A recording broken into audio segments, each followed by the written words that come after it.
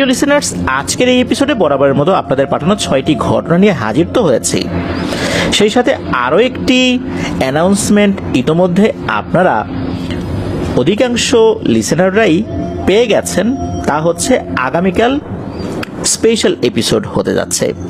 আর এই স্পেশাল এপিসোডে আমার সংগ্রহ করা দুটি ঘটনা তো থাকছেই, সেই সাথে আপনাদের পছন্দের ঘটনা সংগ্রাহকদের ঘটনাও কিন্তু ইনশাল্লাহ থাকছে।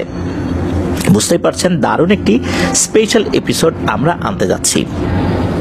শুনতে ভুলবেন না আফনান দ্য হরর ওয়ার্ল্ডের অফিসিয়াল ইউটিউব চ্যানেলে। প্রিয় লিসেনার্স, আপনারাও কিন্তু ঘটনা পাঠাতে পারেন লিখে বা রেকর্ড করে। আর ঘটনা পাঠাতে হবে afnanthehorrorworldbd@gmail.com এই ইমেল অ্যাড্রেসে। ইমেল অ্যাড্রেসের স্পেলিংটা বলে দিচ্ছি, AFNANTHEHORRORWORLDBD afnanthehorrorworldbd@gmail.com। স্পেলিংটাও আমরা আমাদের ভিডিওর ডেসক্রিপশনে দিয়ে রেখেছি, সেখানে গিয়ে স্পেলিংটা চেক করে নিতে পারবেন। ঘটনাগুলো কেমন লাগছে তা জানিয়ে এই ভিডিওর কমেন্ট সেকশনে কমেন্ট করতে পারেন। এছাড়া আমাদের ফেসবুক পেজ আর গ্রুপ তো রয়েছে আফনান দ্য হরর ওয়ার্ল্ড নামে, সেখানে গিয়েও আপনারা আপনাদের মতামত জানাতে পারেন। চলুন ঘটনায় চলে যাই। আমাদের এবার এপিসোডের প্রথম যে ঘটনাটি আপনাদের সাথে শেয়ার করব, এই ঘটনাটি আমাদেরকে যিনি পাঠিয়েছেন তার নাম শেখ আজাহার। ওনার বাড়ি ভারতের পশ্চিমবঙ্গ রাজ্যের পূর্ব মেদিনীপুর জেলার মহিষাদল থানার অন্তর্গত কাঞ্চনপুর গ্রামে। ঘটনাটি ওই গ্রামেরই ঘটনা। আর ঘটনাটি যার সঙ্গে ঘটেছে তার নাম হচ্ছে আকবর। ঘটনাটি যখন ঘটে সময়কাল 2002 সাল। ওই সময়ে এই আকবর ভাইয়ের বয়স 15 কি 16। এই আকবর ভাই গ্রামের 8-10টা তার বয়সী ছেলেপেলেদের থেকে বেশ বেশি দুষ্টু ছিল। এই যে শেখ আজাহার ভাই যিনি আমাদেরকে ঘটনা পাঠিয়েছেন, আর এই যে আকবর ভাই, এই দুজনের বাড়ি কিন্তু পাশাপাশি। আজাহার ভাইদের বাড়ি থেকে 2 মিনিটও লাগে না পায়ে হেঁটে যেতে এই আকবর ভাইদের বাড়িতে যেতে। তো যাই হোক, ওনাদের বাড়ির কাছাকাছি একটা জায়গা রয়েছে যেটাকে ওনারা আড়া বলে থাকেন।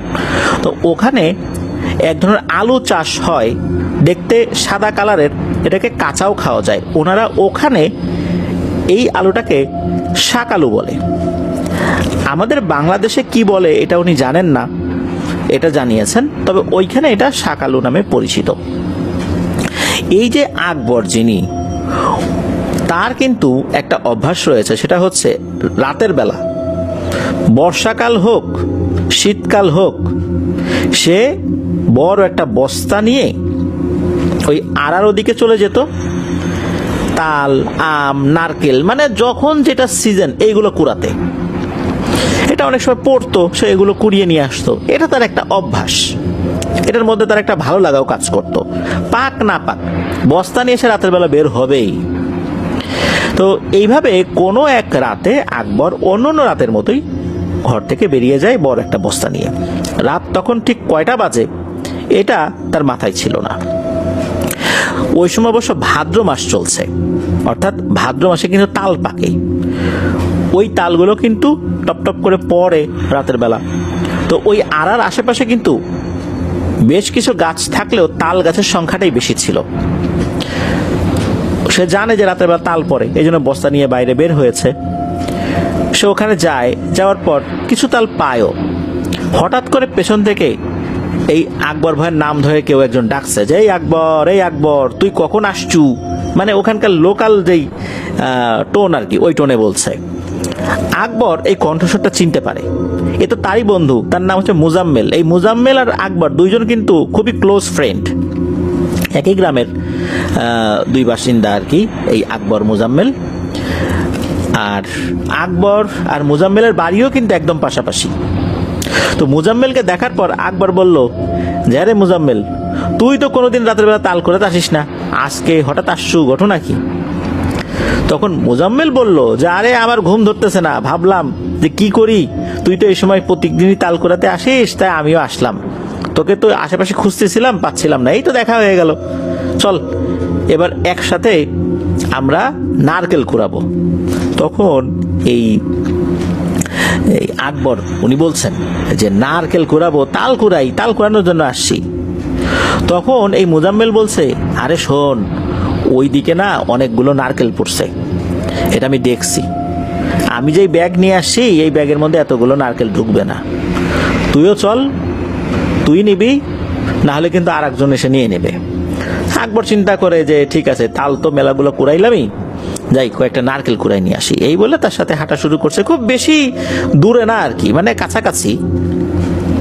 ওই সময়ে জ্যোৎস্না রাত ছিল, বিষয়টা এরকম না, হালকা চাঁদের আলো ছিল, কোনো মতে দেখা যায় আর কি, ঘুটঘুটে অন্ধকারও না, আবার জ্যোৎস্না আছে, বিষয়টা এরকমও না। তো দুইজন যাচ্ছে, আর এই সমস্ত জায়গা ও অন্ধকারেও তারা চেনে, এমনকি চোখ বন্ধ করেও যদি তারা পথ চলে তাও খুব একটা ভুল হবে না, মানে এতটা পরিচিত এই জায়গাগুলো। রাতের বেলা তো হরহামেশাই আসে, তাই দিন হোক রাত হোক সব পরিবেশের সাথেই তারা এইটুকু অঞ্চলের মধ্যে চলাফেরায় খুবই পারদর্শী।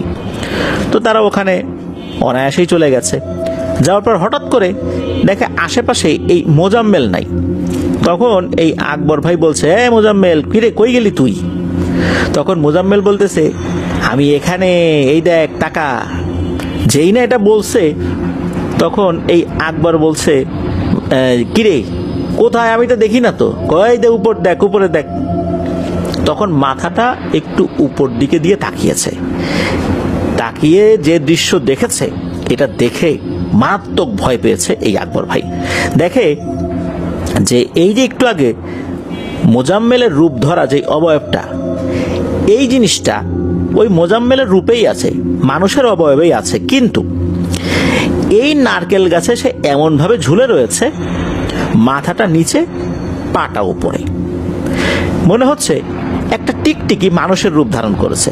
টিকটিকি যেমন গাছ থেকে বা উপর থেকে নিচে নেমে আসার সময় মাথা নিচের দিকে থাকে, পা উপরের দিকে থাকে, সে যেমন এভাবে পারদর্শী ওঠানামা করতে, মনে হচ্ছে যে এই মোজাম্মেলের রূপ ধরে কোনো একটা ভয়ঙ্কর অবয়ব ঠিক এভাবে রয়েছে।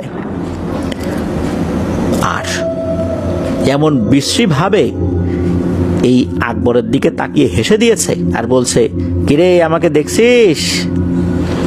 এটা দেখার সাথে সাথে তো এই আকবর ভাইয়ের শরীর ভয়ে জমে একদম বরফ হয়ে গেছে, উনি আর ওখান থেকে নড়াচড়া করতে পারছেন না।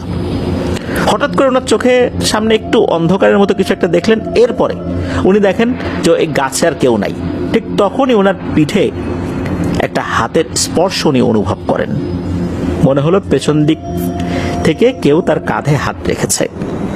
ওই যখন পেছন দিকে তাকিয়েছেন, তাকিয়ে দেখেন ওই অবয়বটা, মানে ওই মোজাম্মেলের রূপ ধরা অবস্থাতেই ওই অবয়বটা তার কাঁধে হাত রেখেছে। এরপর বলছে যে, আরে আকবর, তুই আমাদের খুব বিরক্ত করিস, তুই তো মানুষ, এত রাত বিরেতে তোর এই আড়ার এখানে আসা লাগে কেন? এই সময়টা তো আমরা বের হই, তোর কারণে আমাদের খুব অসুবিধা হয়, চল আজকে তোর আরো একটা অপরাধের শাস্তি দেব। এই বলেই নাকি এই যে আকবর ভাইয়ের হাত ধরে টানতে থাকে। আকবর ভাই আসলে কোনো প্রতিবাদ বা প্রতিরোধ কিছুই করতে পারেন নাই, মনে হচ্ছে তার শরীর অবশ হয়ে গেছে। আর এই অবয়বটা মনে হচ্ছে অনায়াসে এই নারকেল গাছ বেয়ে হেঁটে হেঁটে উঠছে, ঠিক যেমনটা আমরা রাস্তার উপর দিয়ে হেঁটে হেঁটে যাই। আর এক হাতে আকবর ভাইকে ধরে রেখেছে, আকবর ভাই ঝুলে ঝুলে উঠছে নারকেল গাছে। এরপরে কি হলো, ওই অবয়বটা অনায়াসেই আকবর ভাইকে নিয়ে নারকেল গাছের মাথায় উঠে গেল, আর ওখান থেকে আকবর ভাইকে ফেলে দিল। আকবর ভাই পড়ে যাওয়ার পর তার আর কিছুই মনে নাই। নারকেল গাছটা খুব বেশি বড় ছিল না, অনেক সময় বেশ কিছু ছোট ছোট নারকেল গাছের নারকেল হয় না, ঠিক ওই টাইপের একটা নারকেল গাছ ছিল, খুব বেশি বড় না। এদিকে রাতের বেলা তো আর আকবর ভাই বাড়িতে ফেরেন নাই। ভোরবেলা যখন ওই এলাকার কৃষকরা ওই আড়ার ওই দিকটাতে গিয়েছেন, তারা কৃষি কাজ করবেন, তাদের কৃষি জমিতে যাচ্ছিলেন, ওই সময় দেখে একটা নারকেল গাছের নিচে কেউ একজন পড়ে আছে উপর হয়ে। ওনারা ওখানে গিয়েছেন, তাকে সোজা করে দেখেন যে এটা আকবর ভাই। ওনারা তখন পালস চেক করে দেখেন যে আকবর ভাই আর জীবিত নাই। দ্রুত আকবর ভাইয়ের পরিবারকে খবর দেওয়া হয়, তারা চলে আসেন, কান্নাকাটি জুড়ে দিয়েছেন। এরপর গ্রামের যারা ডক্টর থাকেন আর কি, পল্লী চিকিৎসক, তাদেরকে ডাকা হয়, তারাও এসে পালস চেক করে বলেন যে না, ও আর জীবিত নাই, মারা গেছে। তখন আকবর ভাইকে ওখান থেকে নিয়ে যাওয়া হয় বাড়িতে নিয়ে যাওয়ার পর আত্মীয় স্বজনদেরকে খবর দেওয়া হয়। তারা আসতে থাকে, বাড়িতে কান্নাকাটির রোল পড়ে যায়। এর মধ্যে আকবর ভাইয়ের যিনি ছোট ভাই, ইমিডিয়েট ছোট ভাই, সে আকবর ভাইয়ের লাশের পাশে বসে আছে, কান্নাকাটি করছে। কান্নাকাটি করতে করতে আকবর ভাইয়ের দিকে তাকিয়েছে। তার কাছে মনে হলো আকবর ভাইয়ের বুকের যেই ছাতি, এটা ওঠানামা করে নিঃশ্বাস নিলে। মনে হচ্ছে যে কাপড় দিয়ে ঢাকা অবস্থায় এই বুকের ছাতিটা কিছুটা ওঠানামা করছে। প্রথমে ভাবলেন যে এটা তার দেখার ভুল। বেশ কিছুক্ষণ উনি অবজার্ভ করার পর দেখতে পেলেন যে আসলেই তো তাই। এরপর যখন মুখের উপর থেকে কাপড়টা সরিয়েছেন, এরপর দেখা যায় সত্যি আকবর ভাই নিঃশ্বাস নিচ্ছে, তবে সেটা আস্তে আস্তে। লোকজনকে ডাকাডাকি করা হয়, সবাই চলে আসে, দেখা গেল আকবর ভাই জীবিত আছেন। তখন তো পরিবারে আনন্দ ফেরত আসে। পরিবারের আনন্দ যেমন মুহূর্তেই শোকে পরিণত হয়েছিল, এবার সেই শোকটা এবার আনন্দে পরিণত হলো, আকবর ভাই জীবিত আছেন। এখানে আবার আর একটা ব্যাপার ঘটে, সেটা হচ্ছে যে ওই গ্রামে একটা মেয়ে MBBS ডক্টর হয়েছেন, ছুটিতে বেড়াতে আসছেন, মানে গ্রামের বাড়িতে বেড়াতে আসছেন আর কি। ওই সময় সে ছিল বাড়িতে, অথবা ওই সকালেই আসছে সে, এরকম হবে আর কি। যখন সে খবর পায়, তাকে খবর দেওয়া হয় এই ব্যাপার, মৃত মানুষ জীবিত হয়ে গেছে। সে দ্রুত আসে সেখানে। এই মেয়েটা আবার খুব নামাজি ছিল, প্র্যাকটিসিং মুসলিম ছিল। সে আসার পর কি করেছে, আকবর ভাইয়ের চোখটা খুলেছে। যখনই চোখটা খুলেছে, সে ভয়ে কয়েক পা পেছনে সরে আসে। সে বলছে যে আকবর ভাইকে আপনার ডাক্তারের কাছে নেবেন, সেটা ঠিক আছে, বাট এখন আগে ভালো কোনো হুজুরের কাছে নিয়ে যান, ওর ডাক্তারি চিকিৎসা পরে হবে। আকবর এখন স্বাভাবিক অবস্থায় নাই, কোনো অশরীরই ওর উপর ভর করেছে। একজন MBBS ডক্টরের মুখে এই কথা শোনার পর কেউ কেউ বলে যে তুমিও মা এইসব সমস্ত কথাবার্তা বলতেছো? তখন উনি বলেন যে হ্যাঁ, আমি বলছি, কারণ আমি বিশ্বাস করি এগুলো। আর ওর চোখটা খোলার সাথে সাথে আমি যে দৃশ্য দেখেছি, সেটা আপনারা দেখলে এখন আরো ভয় পেয়ে যাবেন। আমি দেখাবো? তখন বেশ কয়েকজন বলছেন যে ঠিক আছে দেখাও। আবার যখন চোখটা খুললেন, মানে দুই চোখের যেই পাতা, এটার মধ্যে এক চোখের পাতা যখন 2 আঙ্গুল দিয়ে সরিয়ে দিয়েছেন, তখন অনেকেই দেখে চিৎকার দিয়ে উঠেছে। দেখে তার চোখ পুরোটা কালো, একদম মিচমিচে কালো। এটা দেখার পর তখন লোকজন বলেন হ্যাঁ আসলে কোনো সমস্যা। এরপর ভালো একজন হুজুরের কাছে নিয়ে যাওয়া হয়। ওই অবস্থাতে নিয়ে যাওয়া হয়। তখনও কিন্তু এই আকবর ভাই কথা বলছেন না। হুজুরের কাছে নিয়ে যাওয়া হয়। হুজুরের কাছে নিয়ে যাওয়ার পর দেখা গেল যে হঠাৎ করে আকবর ভাই নড়াচড়া শুরু করে দিয়েছেন আর উঠে দৌড় দিতে যাচ্ছেন। কোনোভাবেই তাকে রাখা যাচ্ছে না। এরপর তাকে ভালো করে বেঁধে রাখা হলো। এরপর হুজুর ট্রিটমেন্ট শুরু করলেন। হুজুর আকবর ভাইয়ের ভেতরে থাকা ওই জিনটাকে দিয়ে কথা বলালেন। আকবর ভাইয়ের ভেতরে কিন্তু জিনটা তখনও ছিল, আর একটা না দুটা না, মনে হচ্ছে অনেকগুলো জিন একসাথে কথা বলছে, কথার তারতম্য আছে। দেখা যাচ্ছে আকবর ভাই মুখ বন্ধ করে আছেন কিন্তু কথা হচ্ছে, এমনটাও হচ্ছে। তখন হুজুর ওই জিনদেরকে জিজ্ঞেস করলেন যে তোরা কেন এই ছেলেটাকে ধরেছিস? তখন ওই জিনেরা উত্তর দেয় যে এই আকবর ভাই নাকি ওই রাত্রে যখন আরার ওই দিক দিয়ে আসছিলেন, তখন দুটো সাপ দেখতে পান। এই সাপ দুটো দেখে উনি ওখানেই মেরে ফেলেন। এই সাপ দুটো মূলত এদের ভাই বোন না হলেও এদের বন্ধু বান্ধব ছিল, যার কারণেই আকবর ভাইয়ের উপরে ক্ষিপ্ত হয়েছে। আর আকবর ভাই রাতের বেলা এদিক দিয়ে হাঁটাচলা করেন, আসেন, ওদের অসুবিধা হয়, এটাও তাদের ক্ষোভের একটা কারণ ছিল। তো এই নারকেল গাছে উঠিয়ে নেওয়ার পর তাকে ছেড়ে দিয়েছে, মেরে ফেলার উদ্দেশ্যে না, তবে মরে গেলে যাবে। কিন্তু সে মারা যায়নি, তার হার্টবিট বন্ধ ছিল। ওই সময় কেউ বুঝতেও পারে নাই যে সে জীবিত আছে।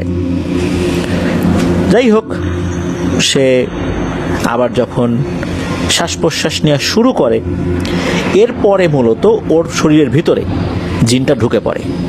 আর ওই যে যিনি একজন ডক্টর, তাদের বাড়ির কাছের ডক্টর, উনি ওই চোখটা খোলার পর ভয় পেয়ে যান যে এরকম তো হওয়ার কথা না। এই কারণেই উনি পরামর্শ দিয়েছিলেন। তারপর তো এই যে হুজুর উনি সবকিছু শুনলেন জিনকে হাজির করে আর কি, জিন তো ওর ভেতরেই ছিল। তো যাই হোক, যেটা হয় সেটা হচ্ছে যে ওই জিনগুলো বলে যে 7টি কালো মোরগ ওই যেই নারকেল গাছ, ওই নারকেল গাছের নিচে এই আকবর ভাইকেই রাতের বেলা দিয়ে আসতে হবে, তবেই শুধু আকবর ভাইকে ওরা ছাড়তে পারে, তাছাড়া না। আকবর ভাইয়ের পরিবার রাজি হয়। ওই দিন রাতের বেলায় আকবর ভাই নিজে গিয়ে ওখানে সেটা দিয়ে আসেন। তবে দিয়ে আসার সময়ও উনি ভয়ঙ্কর কিছু দেখেন নাই, দিয়ে আসার পরও কোনো কিছু দেখেন নাই, উনি সোজা বাড়িতে চলে আসেন। আকবর ভাই আল্লাহর রহমতে অল্প কিছুদিন মেডিকেল ট্রিটমেন্ট নেয়ার পর সুস্থ হয়ে যান। তবে একটা সমস্যা তার মধ্যে দেখা যায়, সেটা হচ্ছে যে উনি কিছুটা অস্বাভাবিক আচরণ করতেন। ওই যে আমরা অনেক সময় কিছু কিছু মানুষের কথার মধ্যে অসংলগ্নতা দেখতে পাই, কিছুটা পাগলামি দেখতে পাই, ওই রকমটা। পুরোপুরি পাগল না, আধা পাগলও না, সামান্য একটু মানসিক সমস্যা রয়েছে। তবে তাতে তার দৈনন্দিন চলাফেরা বা বন্ধু বান্ধবদের সাথে কথাবার্তা বা অন্যান্য কাজের ক্ষেত্রে খুব একটা সমস্যা হয় না। আকবর ভাই এখনো জীবিত আছেন। তো এটাই ছিল ঘটনা। প্রিয় লিসেনার্স, আমরা সবসময় বলি রাতের বেলা কোনো প্রাণীকে আঘাত না করা। রাতের বেলা অনেক ক্ষেত্রেই দেখা যায় যে জিনেরা বিভিন্ন প্রাণীর রূপ ধরে আমাদের আশেপাশে ঘোরাফেরা করে। যদি ভুল করে আমরা কোনো প্রাণীকে আঘাত করে ফেলি তাহলে কিন্তু বিপদ হয়ে যাবে। এরকম ঘটনা এর আগেও আমরা কিন্তু অনেকবার পেয়েছি, আপনাদেরকে শুনিয়েছি। শুধু রাতের বেলা নয়, বিনা কারণে কোনো প্রাণীকেই অহেতুক কষ্ট দেওয়া যাবে না। আমরা অনেক সময় দেখতে পাই যে চায়ের দোকানের পাশে দাঁড়িয়ে আমরা চা খাচ্ছি, তো চা খাওয়া শেষ, চায়ের নিচের বা ওই যে কাপের নিচে যে তলানিটা রয়েছে, আমরা কি করলাম, পাশে থাকা একটা কুকুর যে শুয়ে আছে বা দাঁড়িয়ে আছে তার গায়ে ঢেলে দিলাম। অথবা একটা বিড়াল আশেপাশ দিয়ে ঘোরাফেরা করছে, তার গায়ে ঢেলে দিলাম। তারপর এক গ্লাস পানি খাওয়ার চেষ্টা করছি, কিছুটা পানি রয়ে গেছে গ্লাসের মধ্যে, কোথাও ফেলার জায়গা পেলাম না, এই কুকুর বা বিড়ালের গায়ে আমরা ফেলে দিলাম। আবার দেখা যাচ্ছে যে আমাদের হাতের কাছে কোনো একটা কিছু আছে, কোনো কারণ ছাড়াই এই কুকুর বা বিড়ালের গায়ে আমরা সেই ঢিলটা ছুঁড়ে দিলাম। এগুলো কিন্তু মোটেও উচিত নয়।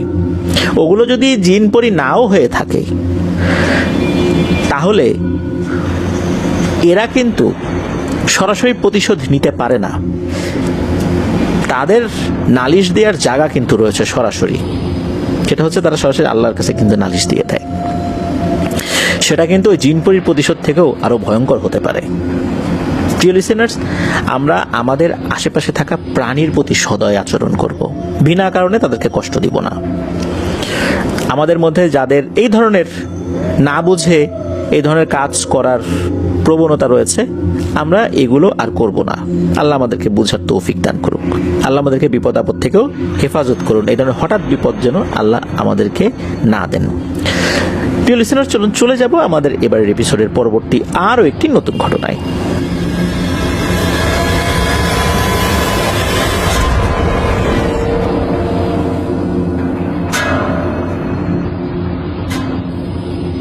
প্রিয় লিসেনার্স, এখন যে ঘটনাটি আপনাদের সাথে শেয়ার করবে, এই ঘটনাটি আমাদেরকে যিনি দিয়েছেন তার নাম মোহাম্মদ সোহানুর রহমান সজীব।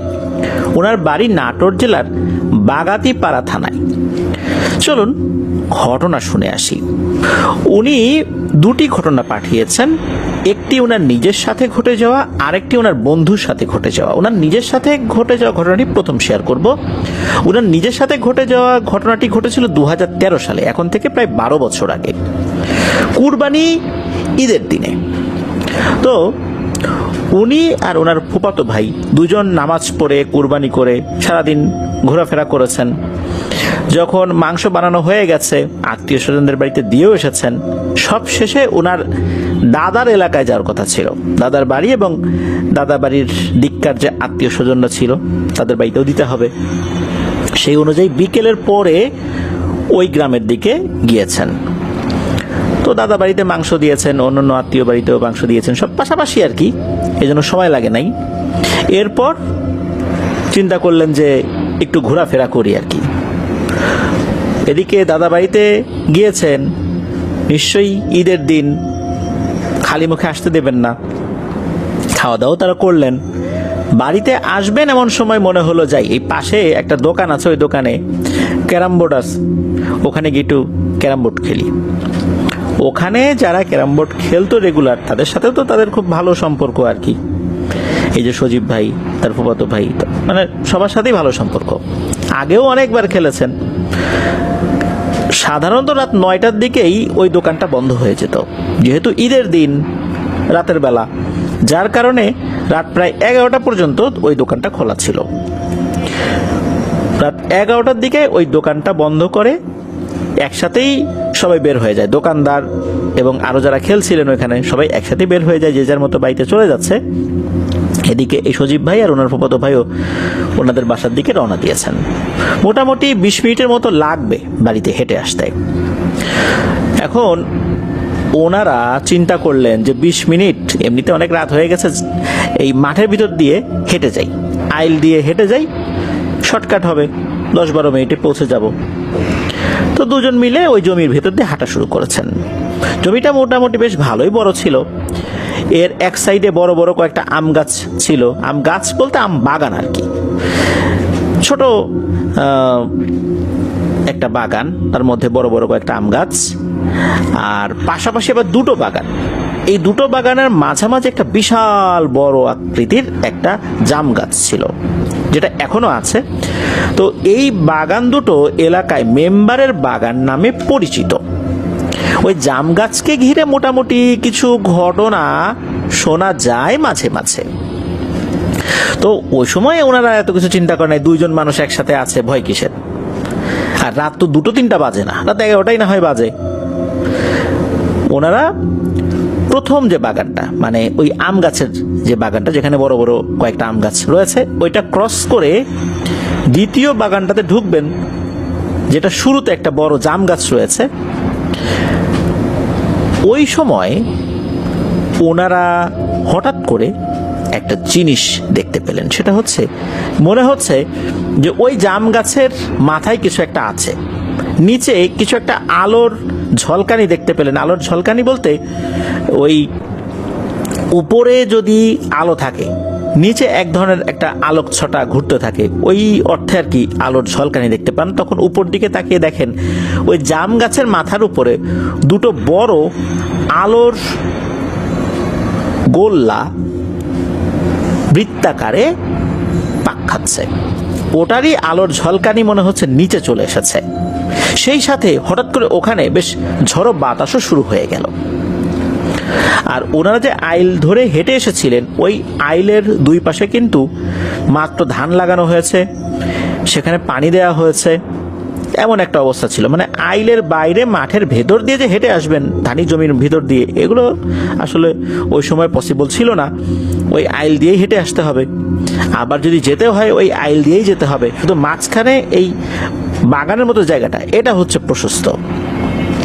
যখন ওনারা এটা দেখলেন, দেখার পর আহামরি ওনারা কোনো ভয় পান নাই, কেননা গ্রামে এর আগেও রাতের বেলা এই ধরনের আলোর গোল্লা চক্রাকারে ঘুরতে দেখেছেন, এক জায়গা থেকে আরেক জায়গা ছুটে যেতে দেখেছেন। এই কারণে এই বিষয়গুলো আসলে ওনাদের মধ্যে ভয়ের উদ্রেক করে নাই। ওনারা স্বাভাবিকভাবেই ওই গাছটা ক্রস করে আবার আইলের কাছে চলে যান, মানে বাগানের ওই পাশে যে আইলটা আছে সেখানে চলে যান। ওনারা আবার ঘুরে তাকিয়ে ওই আলোর গোল্লা দেখছিলেন। এক সময় একে অন্যকে মজা করে বলছেন যে, এই দেখ দেখ আলো, এখনই এসে তোকে ধরবে। এখনই ধরলো, মানে একজন এরকম মজা করতে করতে সজীব ভাই কি করেছেন, উনি পা ফসকে ওই আইলের পাশ থেকে পাশে যে কর্দমাক্ত ধানি জমি সেখানে পড়ে গিয়েছেন। একদম কাদায় পানিতে মাখামাখি হয়ে গেছে। তখন ওনার ভাই হাত ধরে তাকে টেনে তুলেছে। এরপর ওনারা আবার হাসাহাসি করতে করতে সামনে আগানো যেই না শুরু করেছেন, তখন ঘটে একটা ভয়ঙ্কর ঘটনা। ধপাস করে কোত্থেকে একটা কাঁচা গাছের ডাল এসে ওনাদের সামনে পড়ে। আইলের উপরে যদি এইভাবে হঠাৎ করে একটা কাঁচা ডাল এসে পড়ে, কার না ভয় লাগবে। ওনারা বুঝতে পারলেন যে এই যে হাসি তামাশা করেছেন, এটা উচিত হয়নি। যাই হোক, ওনারা ওই ডালটাকে ক্রস করে আবার ওনারা যখন পার হওয়া শুরু করেছেন, সামনে আবার আর একটা ছোট বাগানের মতো রয়েছে। তো ওইখানে যেই গাছগুলো রয়েছে সেই গাছগুলো ওরকম বড় না, ছোট ছোট গাছই বলতে হবে। উচ্চতায় হয়তোবা সর্বোচ্চ 15 ফুট এরকম টাইপের বেশ কয়েকটা আম গাছ রয়েছে। তো ওনারা যখন ওদিক দিয়ে হেঁটে যাচ্ছিলেন, হঠাৎ করে দেখতে পেলেন ওই আম গাছের একটা ডালে কালো একটা অবয়ব বসে আছে। এটা কিন্তু দুইজনই দেখতে পেয়েছেন। এটা দেখার সাথে সাথে ওনারা ওখানে থমকে যান, যারে এইটা কি। এরপর কি হয়, ওই যে কালো অবয়বটা দূর থেকেই হি হি করে হেসে ওঠে আর নাকি গলায় বলে, কিরে কেমন লাগলো কাদার মধ্যে নাকানি চুবানি খেতে? খুব তো হাসি তামাশা করলি, হ্যাঁ? এখন দেখ কেমন লাগে। এই বলে কি করেছে, ওই ডাল থেকে একটা লাফ দিয়েছে। লাফ দিয়ে ওনাদের সামনে এসে পড়ে নাই, ওনাদের ডান সাইডে মাত্র 5 হাত দূরে এসে পড়েছে। ধপাস করে যে মাটির উপর এসে দাঁড়িয়েছে, মাটিটাও কেঁপে উঠেছে। ওই মুহূর্তে ওনারা দুজন তো আরো ভয় পেয়ে যান, এই বুঝি এসে ঘাড় মটকে দিল। তখন এনারা আর কোনো কিছু চিন্তা ভাবনা না করে সোজা বাড়ির দিকে দিয়েছেন দৌড়। দৌড় দিলেও ওই বাগান থেকে বের হয়ে আবার যখন আইলে উঠেছেন, এই আইলে তো আসলে পাশাপাশি দৌড়ানো যায় না, আইলের উপর দিয়ে সাবধানে হেঁটে যেতে হয়। ওই দৌড়ানোর সময় ওনারা বারবার পড়ে যাচ্ছিলেন কাদার মধ্যে, আবার উঠছিলেন আবার পড়ছেন। এইভাবে ওনারা বাড়িতে এসে পৌঁছান। বাড়ির কাছাকাছি ওনারা চলে এসেছিলেন আর কি। তো বাড়ির যে মেইন গেট, এই গেটের সামনে এসে দুইজনই ধপাস করে গেটের উপরে পড়ছেন। প্রচন্ড জোরে শব্দ হয়, ওনারা দুজন হাঁপাচ্ছেন। এদিকে সজীব ভাইয়ের বাবা এই শব্দ পেয়ে উনি তাড়াতাড়ি উঠে এসেছেন যে কি হলো। গেট খুলে দেখেন এই অবস্থা, দুইজন কাদা পানিতে একদম মাখামাখি, চেহারাই বোঝা যাচ্ছে না। তখন জিজ্ঞেস করেন, এই কি হয়েছে তোদের? তখন সজীব ভাই খুলে বলেন যে এই যে বাগানে ভয় পেয়েছে তারা। ওনার বাবা তখন কি করলেন, যে ওনাদেরকে বললেন যে দ্রুত আমার সাথে চল, পুকুর ঘাটে চল, দুজনকে এখনই গোসল করতে হবে, কারণ তোরা ভয় পেয়েছিস। এই অবস্থায় ঘরে ঢুকলে ওই দুষ্টু জিনিসগুলো তোদের সাথে সাথে এই ঘরেও ঢুকে পড়বে, ওদেরকে এখান থেকে বিদায় দিতে হবে। এই বলে ওনাদের দুজনকে পুকুর ঘাটে নিয়ে গেলেন। উনি নিজে দাঁড়িয়ে থাকলেন ওখানে, যাতে কোনো ধরনের কোনো ভয় নতুন করে ওনারা না পান। এর মধ্যে ঘর থেকে ওনাদের জন্য পরিবারের অন্য সদস্যরা শুকনো কাপড় চোপড় নিয়ে আসলেন। এরপর দুজন গোসল করে তারপর ঘরে ঢোকেন। ঘরে ঢোকার পর এই সজীব ভাইয়ের আপন ফুপু, যিনি কোরআনে হাফেজা, উনি বাড়িতেই ছিলেন। উনি এই দুইজনকে দোয়া দুরুদ পড়ে রুকিয়া করে দেন। আল্লাহর রহমতে জ্বরও আসে নাই, কোনো সমস্যা হয় নাই। এই ঘটনা এখানেই শেষ। এরপর আসি পরের ঘটনায়। এই ঘটনাটি যার সাথে ঘটেছিল তার নাম হচ্ছে কাজল। সে পেশায় একজন ভ্যান চালক, আর এই কাজল এই সজীব ভাইয়েরই বন্ধু। ওনাদের যেই ঘর, এই ঘরের কয়েক ঘর পরেই হচ্ছে এই কাজল ভাইদের বাড়ি। মাঝে মাঝেই একসাথে বসে ওনারা আড্ডা দেন সন্ধ্যার পরে। যখন এই কাজল ভাইয়ের কাজ টাজ থাকে না, তখন বন্ধু বান্ধবদের সাথে আড্ডা দেন। তো আড্ডা দিতে দিতে একটা ভয়ের ঘটনা উনি শেয়ার করেছিলেন, যেটা ওনার সাথে ঘটেছিল 2019 সালে। আর 19 সালে যখন এই ঘটনাটা ঘটে, রাত তখন আনুমানিক 1টা। ওই রাত্রে রাত 9:30টার দিকে উনি খাওয়া দাওয়া করে ঘুমানোর প্রস্তুতি নিচ্ছেন। যেহেতু ভ্যান চালান, ওনার ভ্যান কিন্তু তখন ব্যাটারি চালিত ছিল না, প্যাডেল দিয়ে চালাতে হতো। অনেক পরিশ্রমের কাজ কিন্তু এটা। উনি রাত 10টার মধ্যেই শুয়ে পড়েন, সকাল সকাল উঠে পড়েন। 9:30টার দিকে উনি শোয়ার প্রস্তুতি নিচ্ছেন, এমন সময় ওনার ফোনে একটা কল আসে। যেই নাম্বার থেকে কল আসে, এই নাম্বারটা ওনার ফোনে সেভ ছিল। উনি গ্রাম সম্পর্কে একজন চাচা হন, খলিল চাচা। এই খলিল চাচা ফোন করেছেন। খলিল চাচার ফোনটা রিসিভ করার পর খলিল চাচা বলে ওঠেন যে ওনার শাশুড়ি মারা গিয়েছেন, পরিবার নিয়ে এক্ষুনি শ্বশুরবাড়ি যেতে হবে। তো ওনার শ্বশুরবাড়ি ছিল হচ্ছে এই গ্রাম থেকে 11 কিলোমিটার দূরে অন্য আর একটা গ্রামে। এত রাত্রে গ্রামে গাড়ি ঘোড়া তো অ্যাভেলেবল না। তখন কি আর করা, কাজল ভাইকে যেতে হবে ভ্যান নিয়ে। ওনার প্যাডেল চালিত ভ্যান, যেতে তো একটু সময়ই লাগবে, 10-11 কিলোমিটার। তো কাজল ভাই মোটামুটি নিজেকে প্রস্তুত করে নিয়ে রাত 10টার দিকে এই খলিল চাচার বাড়ির উদ্দেশ্যে বেরিয়ে যান। খলিল চাচার বাড়ির সবাই মোটামুটি রেডি হয়েছিল, যারা যারা যাবেন ওই রাতের বেলা, তারাও ভ্যানে উঠে বসেন। এরপর কাজল ভাই ভ্যান চালানো শুরু করেন। যেহেতু যাত্রী সংখ্যা ভ্যানে একটু বেশি ছিল, চালাতে কিছুটা তো কষ্ট হচ্ছিলই। ঘন্টা 2 লেগে যায় এই 11 কিলোমিটার পথ যেতে। তো যখন ওনারা পৌঁছেছেন রাত 12:30 মতো বাজে, এখন মরাবাড়ি সবাই কান্নাকাটি শুরু করেছেন। ওদিকে খলিল চাচা বলছেন যে কাজল তুই এখন চলে যাবি, এত রাতের বেলা আবার এতটা পথ, তুই থেকে যা এখানে, সকালবেলা যাস। কাজল ভাই খুব অস্বস্তি বোধ করছিলেন, কেননা যেহেতু এই বাড়িতে একজন মারা গেছে, সবাই কান্নাকাটি করছে, এখানে উনি বসে থাকবেন, সবাই আত্মীয় স্বজনরা আসছে, এখানে ওনার অস্বস্তি লাগাটাই স্বাভাবিক। তখন উনি বললেন যে আমি চলে যাই, প্রয়োজন হলে আমাকে কল দিন, দরকার আমি আবার আসবো। তো এই বলে কাজল ভাই ভ্যান নিয়ে বের হয়ে গেলেন। তো যখন বের হয়েছেন তখন উনি ওনার যেই বদভ্যাস ছিল সিগারেট খাওয়া, সিগারেট ধরিয়েছেন, ভ্যান চালাচ্ছেন।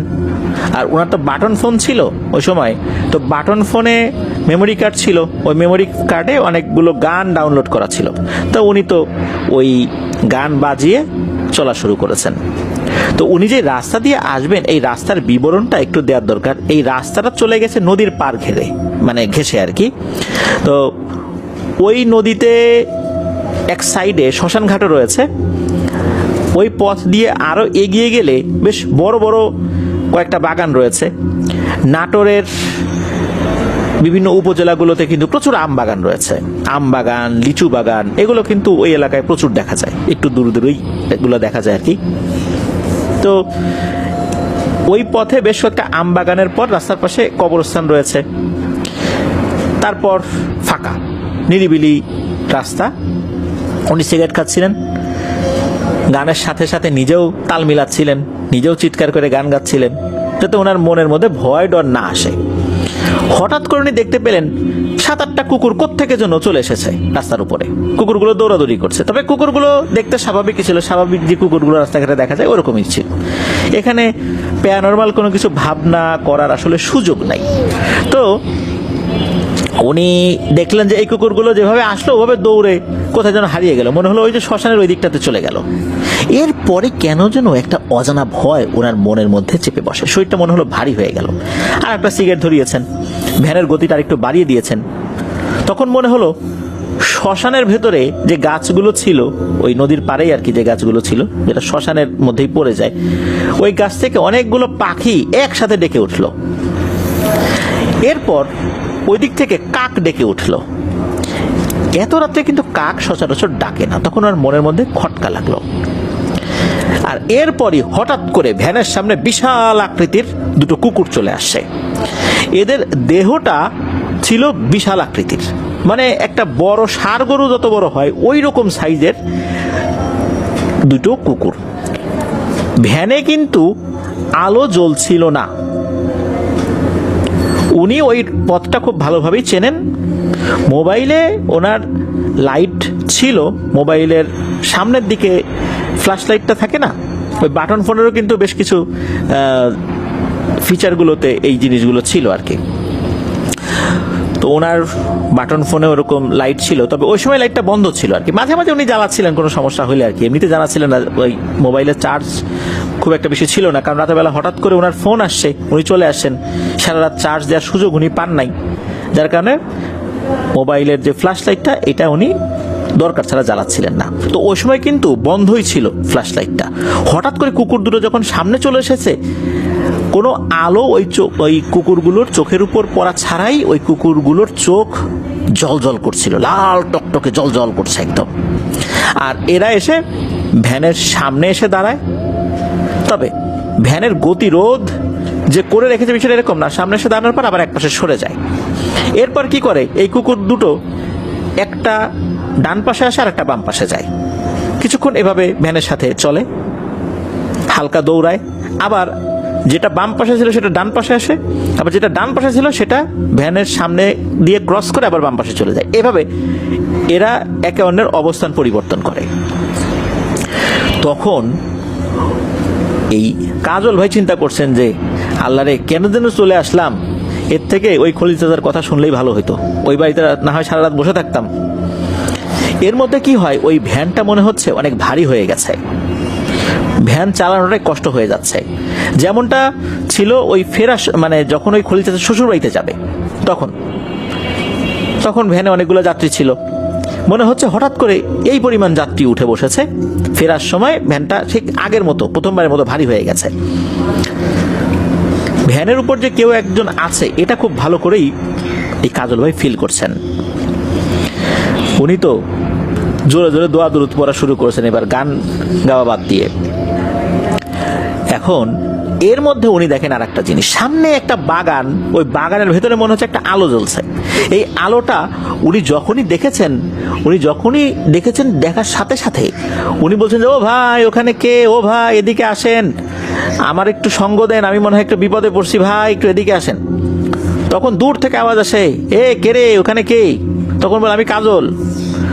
বলে দাঁড়াও আসতেছি, ওইখানেই থাকো। তখন দেখা গেল সাদা ধুতি পরা, সাদা পাঞ্জাবি পরা, লম্বা চুলের একজন মানুষ সে এগিয়ে এসেছে, উচ্চতা স্বাভাবিক মানুষের মতোই, হাতে একটা হারিকেন আর একটা হাতে লাঠি। বলছে যে তুমি কে? তখন বলে যে ভাই আমি কাজল, আমি যে ভ্যান চালাই। তখন কাজল ভাই ওই লোকটাকে জানান যে এরকম দুটো কুকুর সামনে চলে আসছিল, সেগুলো অস্বাভাবিক আকৃতির ছিল। তখন ওই লোকটা বলল যে তোমার জন্য এখন কি করতে পারি বলো। তখন কাজল ভাই বলছে যে আপনি কোথায় যাবেন বলেন, আমি আপনাকে ফ্রিতে আগায় দিয়ে আসি, আপনি আমার একটু সঙ্গ দেন। তখন ওই লোকটা বলতেছে যে আমি তোমার কি সঙ্গ দিব, আমি তো এই বাগান পাহারা দিই, বাগান রেখে কি যাওয়ার সুযোগ আমার আছে? আমি তোমার যতটুকু উপকার করতে পারি, তুমি আসো, বসো এখানে আমার পাশে বসো, বেশি কিছু খাওয়াইতে পারবো না, একটু পানি খাওয়াইতে পারবো, একটু সময় জিরিয়ে নাও, এরপর চলে যাও, এছাড়া তো আমার আর কোনো কিছু করণীয় নাই। তখন কাজল ভাই সেটাতেই রাজি হলেন, তার সাথে গিয়ে বসলেন বাগানের ভিতরে, ভ্যানটা এক সাইডে রেখে। ওই লোকটা বলছে যে এই দুইটা বড়ই অবাধ্য হয়ে গেছে, আমার কথাই শুনতে চায় না, এখন এরা আস্তে আস্তে শক্তিশালী হয়ে উঠছে আর আমার কথা অমান্য করে। তখন এই কাজল ভাই বলছে যে এই দুইটা বলতে কার কথা বলছেন? কই যে তুমি যে দুইটা কুকুর দেখেছো, এরা অতি দুষ্টু হয়ে যাচ্ছে দিনকে দিন, মানুষকে বিরক্ত করা শুরু করছে, আগে এতটা করতো না। তখন এই কাজল ভাই বলছে যে এই দুইটা আপনার পালিত কুকুর? ওই লোক বলতেছে হ্যাঁ। তখন কাজল ভাই বলতেছে যে এত বড় বড় কুকুর আপনি কোত্থেকে পাইলেন? আর এগুলো খাওয়াই খাওয়াই এত বড় করছেন, এগুলোকে আবার ছেড়েও দিয়ে রাখছেন, এরা তো মানুষকে আক্রমণ করবে, মানুষকেই তো খেয়ে ফেলবে। এত বড় আকৃতির কুকুর তো আমি আগে কখনো দেখি নাই, এগুলোকে বেঁধে রাখবেন যেন মানুষের উপর আক্রমণ না করে। তখন ওই লোকটা বলতেছে যে হ্যাঁ তুমি তো ঠিকই বলছো, এগুলোকে আসলে শায়েস্তা করতে হবে, তা না হলে কবে যে আমার উপরই এরা চড়াও হয়ে বসে আমি বুঝতে পারতেছি না। এরপর কাজল ভাই বলেন যে ঠিক আছে আমি তাহলে চলে যাই, অনেকক্ষণ তো হলো।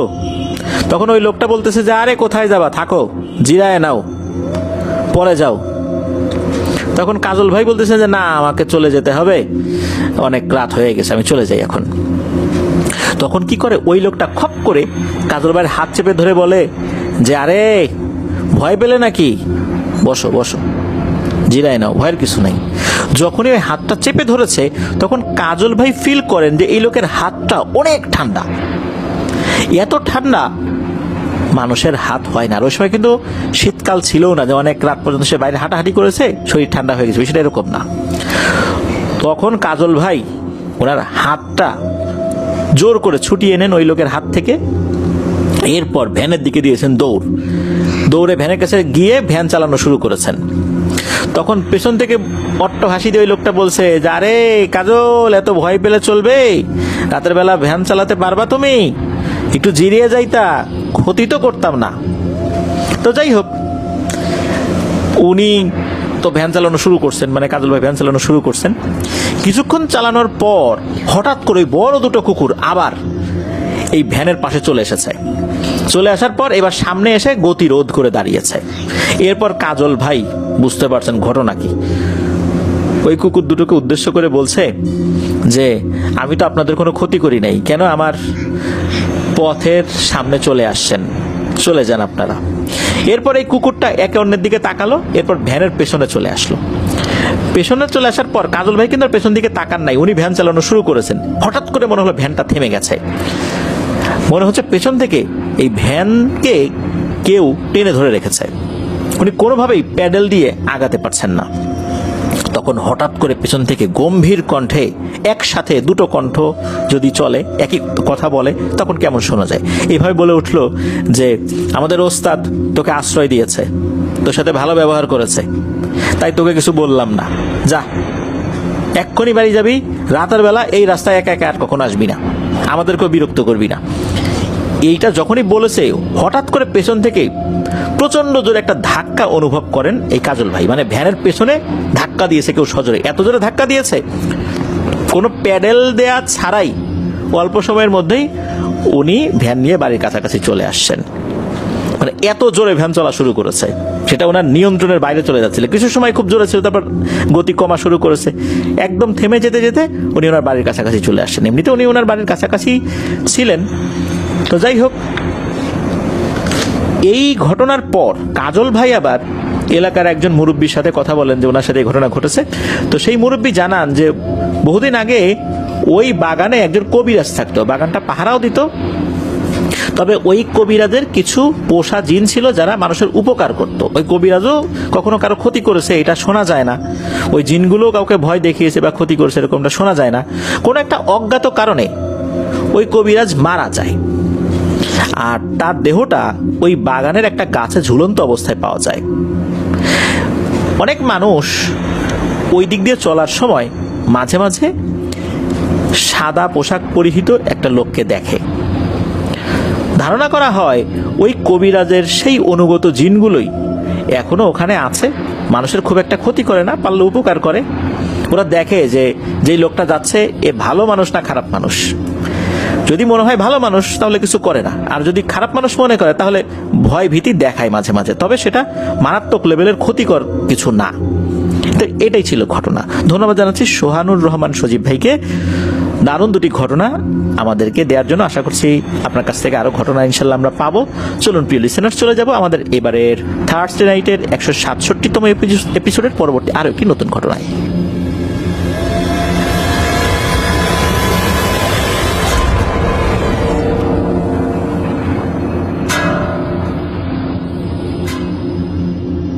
প্রিয় লিসেনার্স, এবারের ঘটনাটি আমাদেরকে যিনি পাঠিয়েছেন তার নাম আব্দুর রহমান। ওনার বাড়ি নোয়াখালী জেলার মাইজদি উপজেলায়। উনি নোয়াখালী জেলা স্কুলের 9ম শ্রেণীর একজন স্টুডেন্ট। এই ঘটনাটি উনি শুনেছেন ওনার আম্মুর মুখ থেকে। আর ঘটনাটি ঘটেছিল এই আব্দুর রহমান ভাইয়ের দুঃসম্পর্কের এক ফুপুর ছেলের সাথে। ফুপুর ছেলের নাম রায়হান। এই রায়হান ছিল কোরআনে হাফেজ। ছেলেটি খুবই নম্র ভদ্র স্বভাবের ছিল। রায়হান সে একদিন বিকেল বেলা, তখন অবশ্য আসরের আজান দেয়নি, ওই সময় বন্ধুদের সাথে ক্রিকেট খেলছিল। আসরের আজান যখন দিয়ে দেয় তখন রায়হান বন্ধুদেরকে বলে, তোরা খেল, আমি এই পুকুর থেকে অজু করে মসজিদ থেকে নামাজটা পড়ে এসে আবার তোদের সাথে খেলবো। এই কথা বলে সে পার্শ্ববর্তী যে পুকুরটা, এই পুকুরে অজু করতে চলে গেল। তার বন্ধুরা তো খেলছে। এদিকে আসরের নামাজ শেষ হয়ে সন্ধ্যা ঘনিয়ে আসছে, রায়হানের আসার আর নাম নাই। রায়হান কোথায় গেল? সন্ধ্যা হয়ে গেছে, রায়হান কিন্তু আসে না। সবাই বলছে, কি রে রায়হান আসলো না? ওর না নামাজ পড়েই চলে আসার কথা ছিল, এখন মাগরিবের আজান দিয়ে দিবে, রায়হান কোথায় গেল? এমত অবস্থায় রায়হানের পরিবারের সদস্যরা তারা রায়হানকে খোঁজার জন্য চলে আসে। কারণ রায়হান সাধারণত আসরের নামাজ পড়ার জন্য বাসা থেকে বের হতো, মাগরিবের আগ পর্যন্ত খেলাধুলা করতো, মাগরিবের নামাজ পড়ে বাসায় ফিরত। ও ওই দিন আসরের আগেই বাসা থেকে বের হয়েছিল। যেহেতু একটু আগে বের হয়েছে, কি করছে না করছে এই জন্য পরিবারের কয়েকজন সদস্য বের হয়ে আসে যে রায়হান কোথায়। ও যে বন্ধুদের সাথে খেলতো, তাদের খেলা প্রায় শেষ, মাগরিবের আজান দেবে ভাব ওই সময়। এমত অবস্থায় রায়হানের পরিবারের কয়েকজন সদস্য যখন আসে, এসে বলে রায়হান কোথায়, তখন বন্ধুরা বলে যে ও তো আসরের নামাজ পড়তে গেল, এরপর তো আর আসে নাই। আসরের নামাজ পড়তে গেল মানে? বলে হ্যাঁ, ও বলল যে এই যে পুকুরে ওযু করে নামাজ পড়তে যাবে। তখন আসরের নামাজের সময় যেই কয়েকজন মুসল্লি ওই মসজিদে নামাজ পড়েছিলেন, এদের কয়েকজন রেগুলার ছিলেন, তো তাদের বাসাও আশেপাশেই ছিল। তাদেরকে জিজ্ঞেস করা হলো, রায়হান কি নামাজ পড়তে গিয়েছিল? ওরা বললো, কই না তো, আসরের নামাজের পর রায়হানকে তো দেখি নাই। এরপর তারা সন্দেহ করে পুকুরের পাড়ে গেল। পুকুরের পাড়ে গিয়ে একটা জিনিস তারা দেখতে পেল। রায়হান একটা গামছা নিয়ে বাসা থেকে বের হয়েছিল, ওই গামছাটাই পুকুরের পাড়ে রয়েছে। গামছা পুকুরের পাড়ে রয়েছে, রায়হান কোথায়? তখন কিন্তু সন্দেহ ঘনীভূত হয়। এরপর আরেকজন প্রতিবেশী, যার নাম হচ্ছে ফারুক, এই ফারুক লোকটা মধ্যবয়স্ক একজন মানুষ ছিলেন। উনি ডুব দিয়ে অনেকক্ষণ থাকতে পারতেন। অনেকক্ষণ বলতে স্বাভাবিক মানুষ 2 মিনিট থাকেন, 3 মিনিট থাকতে পারতেন, এরকম আর কি। তো উনি পুকুরে নামলেন, নেমে রায়হানকে খোঁজ করার চেষ্টা করলেন। উনি পুকুরের বিভিন্ন সাইডে প্রথমে হাঁটলেন চতুর্দিকে, রায়হান তার পায়ে বাঁধে কিনা। এরপর উনি বুঝতে পারলেন না, পুকুরের চতুর্দিকে রায়হান নাই। তখন উনি পুকুরের আস্তে আস্তে গভীরে যেতে থাকলেন। পুকুরটা যে খুব বেশি গভীর ছিল বিষয়টা এরকম না, একজন মানুষ ডুবে যেত, ডুবে যাওয়ার পর যদি হাত উঁচু করতো হাতটা ভেসে থাকতো, মানে এতটা গভীরতা। উনি পুকুরের ঠিক মাঝ বরাবর যখন গিয়েছেন, যখন ডুব দিয়েছেন, তখন নিচের দিকে সাদা কিছু একটা দেখতে পান। উনি আরো ডুব দিয়ে দেখতে পান, অর্থাৎ ডুব দিয়ে আরেকটু নিচে গিয়ে দেখতে পান, এটা রায়হান।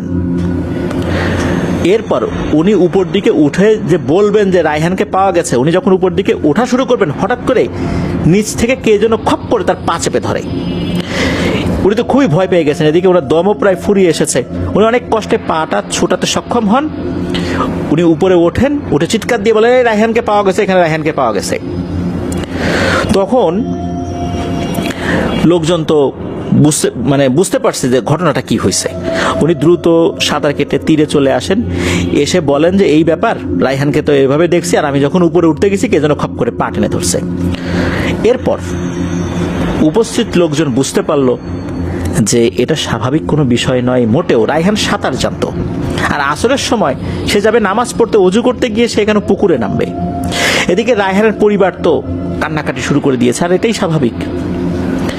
ওইখানে একজন কবিরাজও ছিল, ওই গ্রামের একজন কবিরাজ। উনি বিষয়টা বুঝতে পেরে ওই ফারুককে বললেন যে, ফারুক তুমি এভাবে নেমো না, আমি তোমাকে একটা জিনিস দিচ্ছি, এই জিনিসটা সাথে নিয়ে নামো, এটা হাতের মধ্যে রাখবা, তাহলে আশা করি ইনশাল্লাহ কোনো ক্ষতি হবে না। এরপর এই যে ফারুক, উনি আবার ডুব দিলেন। ততক্ষণে কিন্তু প্রায় অন্ধকার ঘনিয়ে এসেছে, মাগরিবের আজানও হয়ে গেছে। আজানের পরও কিন্তু হালকা আলো থাকে, ওই রকম আলোতে কিন্তু কাজ চলছে। সাহস করে ফারুক আবারও চলে যান পুকুরের মাঝখানে। এবার উনি আবারও ডুব দেন, ডুব দিয়ে দেখতে পান যে রায়হান তার শরীরের অর্ধেক অংশ মাটির ভেতরে। উনি তখন অনেক কষ্ট করে ওই অবস্থাতে রায়হানকে টেনে তোলেন, টেনে তুলে রায়হানকে পুকুরের পাড়ে নিয়ে আসেন। আসলে রায়হানের শরীরের একটা অংশ, বিশেষ করে মাথা থেকে বুক পর্যন্ত, এটা মাটির ভেতরে ওই কাদার মধ্যে আর কি, পুকুরের নিচে তো কাদা থাকে, যে অংশে মাটি থাকে, সেখানে পুঁতে দেওয়া হয়েছিল। কিন্তু কি অপরাধ ছিল তার? ওই কবিরাজ উনি বললেন যে এখানে কোন একটা দুষ্টু পিশাচিনীর আবির্ভাব ঘটেছে, যেটা আগে ছিল না। সেই এই কোরআনে হাফেজ এই ছেলেটাকে পেয়ে সে এই কাজটি করেছে। একে মেরে ফেলার মাধ্যম দিয়ে ওই পিশাচিনীটা আরো বেশি শক্তিশালী হবে, কারণ ও অন্য 8-10টা স্বাভাবিক ছেলের মতো ছিল না। সে খুবই নামাজ কালেমে একটা ছেলে, অল্প বয়স্ক, আবার কোরআনে হাফেজ। এই ধরনের বাচ্চাদেরকে মেরে ফেললে ওই ধরনের পিশাচিনী যারা একটু দুর্বল প্রকৃতির, এরা আরো বেশি শক্তিশালী হয়ে যায়। আর এই কাজটাই ও করেছে সুযোগ বুঝে। এরপর ঘটনা কিন্তু এখানেই শেষ না। রায়হানকে তো দাফন কাফন করা হলো, এরপর ঘটনা শুরু হলো এই যে ফারুক, যিনি এই রায়হানের ডেড বডিকে উপরে তুলে নিয়ে এসেছিলেন। ওই রাত্রেই ফারুক স্বপ্নে দেখে একজন ভয়ঙ্কর চেহারার মহিলা ঘুমের মধ্যেই, অর্থাৎ স্বপ্নের মধ্যেই এসে ওই ফারুকের গলা চেপে ধরেছে, আর রাগান্বিত বলছে, মানুষকে সাহায্য করার খুব শখ না, আমি তোকে দেখে নেব। এই বলে ওই রাতের মতো ওই অবয়বটি চলে যায়। ঘুম ভেঙে যায়। ফারুক প্রথম দিকে মনে করে যে হয়তো সে দুঃস্বপ্ন দেখেছে, তবে পরের রাত্রে একই ঘটনা ঘটে। ওই অবয়বটা বলে, খুব সাহায্য করার শখ না, আমার বলিটা পূর্ণ করতে দিলি না, আমি তোকে দেখে নেব। এরপর এই ফারুক বুঝতে পারেন যে উনি একটা বিপদে পড়ে গেছেন। উনি আবার ওই কবিরাজের কাছে যান। একই গ্রামের লোক তো সেই কবিরাজ, এই জন্য কবিরাজকে পেতে তো কোনো সমস্যা হয়নি তার। কবিরাজের কাছে গিয়েই সব কথা খুলে বলেন যে ওনার সাথে এই ঘটনা ঘটছে, ওই পুকুরে থাকা ওই পিশাচিনীটা এবার স্বপ্নের মধ্যে এসে তাকে বিরক্ত করছে। কবিরাজ উনি ওনার মতো করে রুকিয়া করে দেন, তার শরীর বন্ধ করে দেন। তো এরপরে আর একটা ঘটনা ঘটে, সেটা ফারুকের সাথে না, অন্য একজন লোক। উনি একদিন দুপুরবেলা গোসল করতে গিয়েছেন ওই পুকুরে। গোসল শেষে উনি যখন উঠতে যাবেন তখন ওনার পা নিচ থেকে কেউ যেন চেপে ধরেছে। উনি অনেক কষ্টে ওই অবস্থায় নিজের পা ছাড়িয়ে উপরে উঠে দিয়েছেন এক দৌড়। ওই রাত্রেই নাকি ওই লোকটার স্ত্রী স্বপ্নে দেখেন যে একটা সাদা কাপড় পরা মহিলা, ভয়ঙ্কর চেহারা, সে ওই মহিলাকে বলছে, তোর স্বামীকে আমার লাগবে রে, তোর স্বামীকে আমার কাছে দিয়ে দে, ওকে আমি বলি দেব। তো এইটা যখন দেখেছেন উনি তো ঘুম থেকে জেগে গেছেন, চিৎকার চেঁচামেচি শুরু করেছেন, কি হয়েছে কি হয়েছে। তখন এই কথাটা ওই মহিলা ওনার স্বামীকে বলেছেন। পরিবারের অন্য যারা ছিলেন আর কি, তাদের ঘুম ভেঙে গেছে, তারাও শুনছেন। সবাই বুঝতে পারেন যে বিষয়টা স্বাভাবিক না। এইখানে এমন একটা ঘটনা ঘটা শুরু হয়েছে যেটা এখনই থামাতে হবে। এরপর ওই কবিরাজ উনি কিছু রিচুয়াল করেছিলেন, তা আল্লাহর রহমতে এরপর থেকে এখন পর্যন্ত আর কোনো ধরনের কোনো সমস্যা ওই পুকুরে হয়নি, স্বাভাবিকই আছে সবকিছু। এটাই ছিল ঘটনা। প্রিয় লিসেনার্স, একটি নিরীহ কোরআনে হাফেজ বাচ্চা কিভাবে সে এই পিশাচিনীর শিকার হলো, বিনা অপরাধে তাকে মেরে ফেললো। এই বাচ্চাকে উঠোতে গিয়েও এই ফারুক নামের ভদ্রলোক সেও বিপদে পড়ে গিয়েছিল। এরপর আর একজন লোক সেও বিপদে পড়ে গিয়েছিল। যাক, আল্লাহর রহমতে ওই পিশাচিনীটা ওই পুকুর থেকে বিতাড়িত হয়েছে, এটাই সবচেয়ে বড় কথা। আলহামদুলিল্লাহ, আশা করছি এই ধরনের সমস্যা ওখানে আর হবে না। যেহেতু এতদিন হয়নি, আমরা আশা করব যে আল্লাহ যেন এই ধরনের বিপদ আর কাউকে এভাবে না দেন। প্রিয় লিসেনার্স, চলুন চলে যাব আমাদের এবারের থার্সডে নাইটের 167তম আয়োজনের পরবর্তী আরও একটি নতুন ঘটনায়।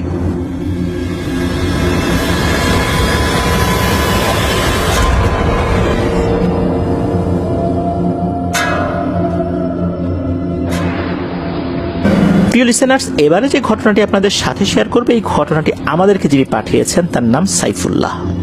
ওনার বাড়ি কুমিল্লা জেলার দাউদকান্দি উপজেলার গৌরীপুর ইউনিয়নের পেন্নাই গ্রামে। পেন্নাই গ্রামটা বেশ কয়েক ভাগে বিভক্ত, উত্তর পেন্নাই, দক্ষিণ পেন্নাই, পূর্ব পেন্নাই, এরকম আর কি। ওনার যে বাড়িটা, এটা কোন পেন্নাই উনি সঙ্গত কারণে বলেন নাই, এটা গোপন রাখতে চেয়েছেন।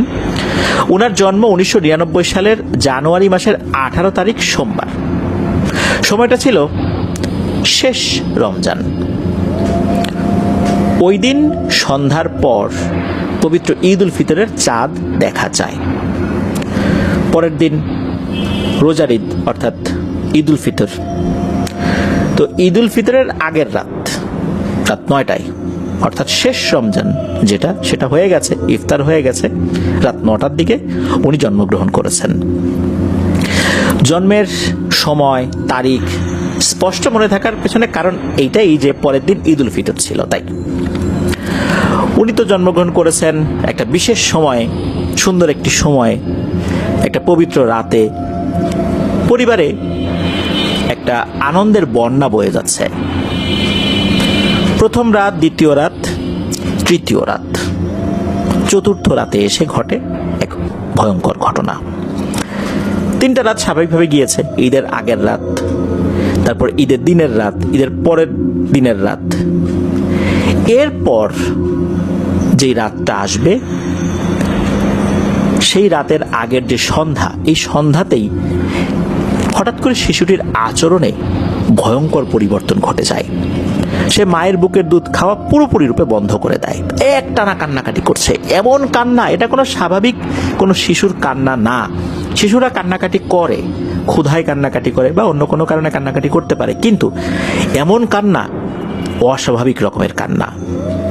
এটা কোনো কান্না না, এটা একটা আর্তনাদ, তীব্র আর্তনাদ, গলা ফাটানো আর্তনাদ, যে কারো বুকে কাপড় ধরিয়ে দেবে বাচ্চাদের এই কান্না। মা বাবা কোনোভাবেই থামাতে পারছেন না, আত্মীয় স্বজনরা চলে আসে, পাড়া প্রতিবেশীরা চলে আসে, সবাই মিলে চেষ্টা করেও কোনোভাবেই বাচ্চার কান্না থামানো যায় না। শরীরটা ভয়ঙ্করভাবে মাঝে মাঝে কেঁপে উঠছে, সময় গড়াচ্ছে, রাত গভীর হচ্ছে, কান্না তো থামে না। অজানা এক আতঙ্ক পুরো বাড়িটাকে মনে হচ্ছে গ্রাস করে ফেললো। দাদা দাদি তখন আর ধৈর্য ধরতে পারলেন না। দাদা দাদি বললেন, এটা কোনো স্বাভাবিক কান্না না রে, আর কিছুক্ষণ কাঁদলে বাচ্চাটা মারা যেতে পারে। নিশ্চয়ই কারণ নজর লাগছে বা অশুভ কোনো কিছু ছায়া পড়ছে ওর গায়ে। এক্ষুনি শাহাদত দারোগাকে ডাকতে হবে। শাহাদত দারোগাকে? শাহাদত দারোগা কোনো পুলিশের দারোগা না, উনি মূলত একজন কবিরাজ, তার নাম শাহাদত কবিরাজ। কিন্তু ওনার যে কাজকর্ম এতটা এগ্রেসিভ যে জিন ভূত তাকে দেখে মারাত্মক ভয় পায়, মানে এতটা ভয় পায়, উনি কোনো কাজে গেলে অতি দ্রুত সেই কাজের সমাধান উনি করে ফেলেন। খুব বেশিক্ষণ কোনো জিন ভূতের সাথে উনি কথা বলেন না, অল্প সময়ের মধ্যেই উনি যেটা করার দরকার উনি সেটা করে ফেলেন। কোনো নরম সুরে কথা বলেন না। জিন ভূতের কাছে এই শাহাদত কবিরাজি একটা মূর্তমান আতঙ্ক, জিন ভূতের কাছে উনি একটা জিন ভূত, এমন একটা অবস্থা আর কি।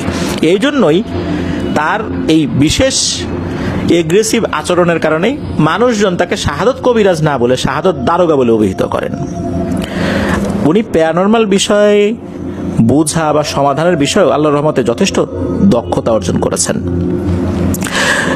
বাড়ির একজন সদস্যকে পাঠানো হয় এই শাহাদত কবিরাজকে আনতে। যখন তো সবার হাতে মোবাইল ফোন ছিল না, টর্চ লাইট নিয়েই রওনা দিয়েছেন। ফোন করে আর জানাতে পারেন নাই শাহাদত কবিরাজকে যে শাহাদত কবিরাজ বাড়িতে আছেন কিনা, ওনারা আসছেন। আর শাহাদত কবিরাজের কাছেও তখন মোবাইল ফোন ছিল না। একটা রিক্সা নিয়ে যান, রিক্সার নিচে একটা হারিকেন ছিল, হারিকেনের টিমটিমে আলোতে পথ চলছিল, আর যিনি যাচ্ছিলেন তার কাছে তো টর্চ লাইট ছিলই। মোটামুটি শাহাদত কবিরাজের বাড়িতে অল্প সময়ের মধ্যে পৌঁছে যান। শাহাদত কবিরাজ তখন জেগেই ছিলেন। তো উনি ওনার বেশ কিছু উপকরণ নিয়ে আবার ওই রিক্সাতে রওনা দেন। কথা ছিল রিক্সাতে করে আবার তাকে পৌঁছে দিতে হবে। কবিরাজ আসেন, আসার পর উনি বলেন যে এই বাচ্চার উপর একটা শক্তি কাজ করছে না, অনেকগুলো শক্তি একসাথে কাজ করছে। উনি ঝাড়ফুঁক করলেন, রুকিয়া করলেন, আর এই সাইফুল্লাহ ভাইয়ের মা বাবাকে বলে দিলেন যে বাচ্চাকে কখনোই সন্ধ্যার পরে বাইরে নেবেন না, আর যখন আজান দেয় আজানের সময় ওকে বাইরে নেবেন না, আজান শেষ হয়ে গেলে নিতে পারবেন। খুব সাবধানে রাখবেন, সবসময় বাচ্চার সাথে কেউ না কেউ যেন থাকে। এখন তো কবিরাজকে বাড়ি পৌঁছে দেওয়ার পালা। আর তখনই আর একটা ভয়ঙ্কর ঘটনার সূত্রপাত ঘটে। সেটা হচ্ছে, যিনি নিয়ে আসছিলেন এই শাহাদত কবিরাজ বা শাহাদত দারোগাকে, তিনি আবার শাহাদত কবিরাজকে পৌঁছে দেওয়ার জন্য রিক্সা নিয়ে রওনা দিয়েছেন। 3 জন লোক, রিক্সা চালক, ওই পরিবারের একজন ব্যক্তি আর শাহাদত কবিরাজ। রাত তখন প্রায় 10টা কি 10টার বেশি বেজে গেছে, চারদিকে ঘোর অন্ধকার। তো ওই সময় কিন্তু রিক্সা চালানো হতো ওই হারিকেনের মিটিমিটি আলোতে। গ্রাম্য পথ, কাঁচা রাস্তা, গাছপালা দিয়ে ঘেরা। রিক্সা চলছে আস্তে আস্তে, চারপাশের নিস্তব্ধতা। হঠাৎ হঠাৎ কুকুরের ডাক আর ঝিঝি পোকার শব্দে কিন্তু নিস্তব্ধতাটা একটু কমে যাচ্ছিল। কিছুটা পথ আগানোর পরে শুরু হলো ভয়ঙ্কর ঘটনা। হঠাৎ করে রিক্সাটা ভারী হয়ে গেল। যিনি রিক্সা চালক কোনোভাবেই উনি রিক্সাটা টানতে পারছেন না। মনে হচ্ছিল পেছন থেকে কেউ রিক্সা টেনে ধরে রেখেছে। রিক্সাওয়ালা তার সিট থেকে নেমে পড়ে, নেমে সে দাঁড়িয়ে রিক্সার সামনের দিকে আগানোর চেষ্টা করে, তাও পারে না। এ পর্যায়ে রিক্সাওয়ালা রিক্সা থামিয়ে চারদিকে খুঁজে দেখতে থাকে যে ঘটনা কি, চাকার নিচে কিছু পড়লো না কি হলো, না কিছুই তো নাই। এদিকে হয় কি, ওই হারিকেনের যে আলো এটাও আস্তে আস্তে কমতে থাকে। রিক্সা চালক মনে করলেন যে হারিকেনে কি ঠিকঠাক মতো কেরোসিন তেল উনি ভরেছেন। এই চিন্তা করে হারিকেনটা উনি খুলে ঝাঁকিয়ে দেখলেন যে ঠিক কিন্তু আছে, তেল তো ঠিক আছে, সমস্যাটা কি, হারিকেনের আলো কমে যাচ্ছে কেন? তখন হারিকেনের আলোটা বাড়ানোর জন্য একটা ছোট্ট গোলাকৃতির চাকার মতো থাকে, একটা হুইলের মতো থাকে, ওটা দিয়ে কিন্তু হারিকেনের যে সলতে এটা বাড়ানো যায় কমানো যায়। উনি আবার সলতেটা একটু বাড়িয়ে দিলেন, এরপর দেখলেন যে আলো আবারও কমে যাচ্ছে। এই যে এত কিছু হচ্ছে, এই যে সাদত কবিরাজ বা সাদত দ্বারকা যিনি, উনি কিন্তু তেমন কিছু বলছেন না, ওনার কোনো ভাবান্তর নাই, উনি শুধু বিড়বিড় করে কিছু পড়ছেন। আর তখনই শাহাদত কবিরাজ, ওই পরিবারের একজন সদস্য, আর হচ্ছে এই যে রিক্সা চালক, তিনজনই দেখতে পান রাস্তার দুই পাশে যে গাছগুলো রয়েছে না, ওই গাছের আড়ালে জোড়া জোড়া চোখ দেখা যাচ্ছে, আর চোখগুলো লাল টকটকে জ্বলছে। এই চোখগুলো গোলাকৃতির চোখ না, মানুষের চোখের মতোই মনে হচ্ছে, কিন্তু লাল টকটকে জ্বলছে, মনে হচ্ছে চোখগুলো একটা লাইট।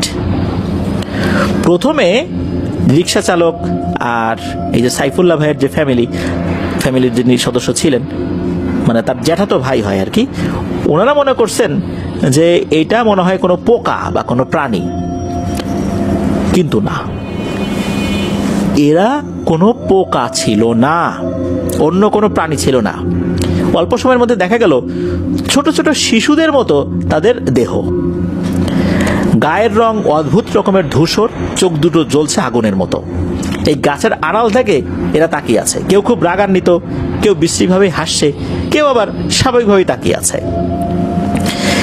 এই দৃশ্য দেখে যিনি রিক্সা চালক আর এই সাইফুল্লাহ ভাইয়ের জ্যাঠাতো ভাই, এই দুজন তো মারাত্মক ভয় পেয়েছেন। কিছুক্ষণের মধ্যেই দেখা গেল এই চোখের সংখ্যা আস্তে আস্তে বাড়ছে। একটু আগে হয়তোবা 10 জোড়া চোখ ছিল, এখন মনে হচ্ছে 15 জোড়া হয়ে গেছে, এরপরে 20 জোড়া, এরপর 25 জোড়া, এরকম মনে হচ্ছে বাড়ছে। এরই মধ্যে হয় কি, ওই রিক্সার সামনে দিয়ে কয়েকটা বাচ্চা দৌড়ে পার হয়ে যায়। তারপর দেখা যায় যে গরুর বাছুরের মতো অবয়ব, যেগুলোর মাথা আবার মানুষের মতো, এগুলো লাফিয়ে লাফিয়ে চলছে, ব্যাঙ যেভাবে লাফায় ওইভাবে চলছে। রাস্তার এপাশ থেকে ওপাশ যাচ্ছে, আবার কোথায় ওপাশ থেকে এপাশ আসছে, আবার কেউ কেউ সামনের দিকে চলে যাচ্ছে, আর মাঝপথেই অদৃশ্য হয়ে যাচ্ছে। আর রাস্তার এপাশ ওপাশ থেকে খুবই বিশ্রীভাবে হাসির আওয়াজ শোনা যাচ্ছে। ভয়ঙ্কর এক গা ছমছমে পরিবেশ। আর কোনো এক অদৃশ্য কারণে এরা একদম কাছ থেকে এসে কোনো ক্ষতি করতে পারছে না, তাদের শরীরে হিট করতে পারছে না, কিছুটা দূরত্ব বজায় রেখেই ভয় দেখাচ্ছে। এরপর শুরু হলো আগুনের খেলা। 3টা আগুনের কুণ্ডলি তাদের ঠিক মাথার উপর দিয়ে ভোঁ করে উড়ে গেল। এটা তাপ ছিল এতটা ভয়ঙ্কর যে মনে হচ্ছে তাদের শরীরে আগুন ধরে যাবে, এতটা তাপযুক্ত এই আগুনের কুণ্ডলি। তখন ছিল শীতকাল, জানুয়ারি মাসের ঘটনা, তো শীতকাল ছিল। জানুয়ারি মাসে কিন্তু বাংলাদেশের প্রেক্ষাপটে খুব ঠান্ডা থাকে আর কি। তাদের শরীরগুলো ঘেমে একদম একাকার। এই রিক্সা চালক, এই সাইফুল্লাহ ভাইয়ের জ্যাঠাতো ভাই, এই দুইজনই এই কবিরাজের 2 হাত চেপে ধরে রেখেছে। কিছুক্ষণ পর কবিরাজ বললেন, আরে ডরাইও না, আল্লাহ আছেন আমাদের সাথে, চুপ থাকো, দেখো এখন কি হয়। ওদেরকে ডাকছি, খালি এখন দেখো খেলতামাশা কি শুরু হয়। কিছুক্ষণের মধ্যে দেখা গেল যে আরো কয়েকটা আগুনের কুণ্ডলি কোত্থেকে যেন চলে আসছে। এগুলো আবার ধানি জমির উপরে গিয়ে মিলিয়ে গেল।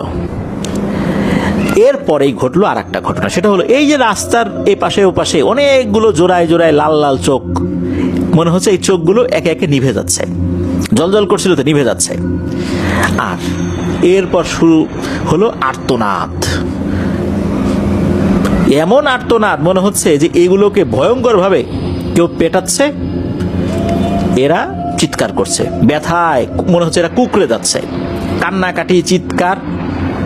মাত্র মিনিট খানেক এরকম হয়েছে, এরপরে একদম সব কিছু স্বাভাবিক। তখন ওই কবিরাজ বললেন যে নাও এবার চালাও, আর কোনো ভয় নাই, আলহামদুলিল্লাহ সমস্যা শেষ। এরপরে কবিরাজকে বাড়িতে পৌঁছে দেওয়া হয়। তখন কবিরাজ বলেন যে তোমরা চলে যাও, ইনশাল্লাহ যাওয়ার পথে আর কোনো সমস্যা হবে না। কবিরাজকে তখন জিজ্ঞেস করলেন ঘটনাটা কি হয়েছিল। তখন কবিরাজ জানালেন একটা রহস্যময় ব্যাপার। কবিরাজ জানালেন এই যে সাইফুল্লাহ ভাই উনি যখন জন্মগ্রহণ করেছেন, কবিরাজ জানালেন যে এই শিশুটার জন্ম হয়েছে এক বিরল রাত্রে। রমজানের শেষে চাঁদ রাতে, আবার সোমবারটা ইসলাম ধর্মে একটা বিশেষ গুরুত্ব বহন করে। রাসূলুল্লাহ সাল্লাল্লাহু আলাইহি সাল্লামের জন্ম হয়েছিল সোমবারে। তো এই বিষয়গুলো মিলে গিয়েছে এই বাচ্চার বেলায়। আর এমন সময়ে, এমন দিনে জন্ম নেয়া বাচ্চাদের প্রতি এই অশুভ শক্তিদের নজর থাকে। তারা বিশ্বাস করে এই ধরনের বাচ্চাদেরকে বলি দিতে পারলে তারা অনেক শক্তি অর্জন করবে। মূলত ওই রাত্রে যারা এসেছিল তারা ছিল টাহুরা প্রকৃতির জিন। এরা শিশু অপহরণ করে, শিশুদেরকে হত্যা করে, শিশুদেরকে বলি দেয়। আর ওই সময় এই যে কবিরাজ, শাহাদত কবিরাজ বা শাহাদত দারোগা, উনি তার অনুগত ভালো জিনদেরকে আহ্বান করেছিলেন। আর এই জিনগুলো সাথে সাথে চলে এসে এই টাহুরা জিনগুলোকে দিয়েছে বেধড়ক মায়ের। আর মায়ের খাওয়ার পরে এরা পালিয়ে যায়।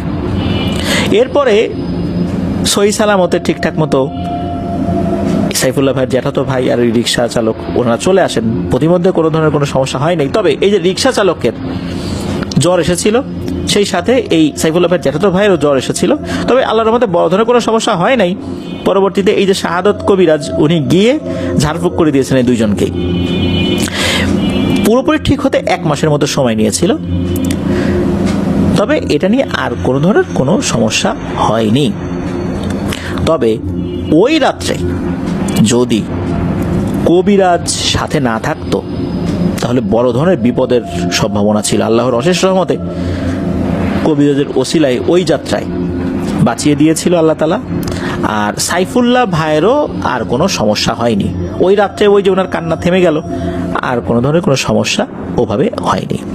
তবে এতটুকু জানিয়েছেন যে আর বড় ধরনের কোনো সমস্যা না হলেও মধ্যবর্তী সময়ে আরো ছোট ছোট বেশ কিছু ঘটনা রয়েছে, যেটা সাইফুল্লাহ ভাই পরে সময় সুযোগ করে আমাদেরকে আস্তে ধীরে পাঠাবেন, এটা জানিয়েছেন। প্রিয় লিসেনার্স, চলুন চলে যাব আমাদের এবারের থার্সডে নাইটের 167তম আয়োজনের পরবর্তী আরো একটি নতুন ঘটনায়।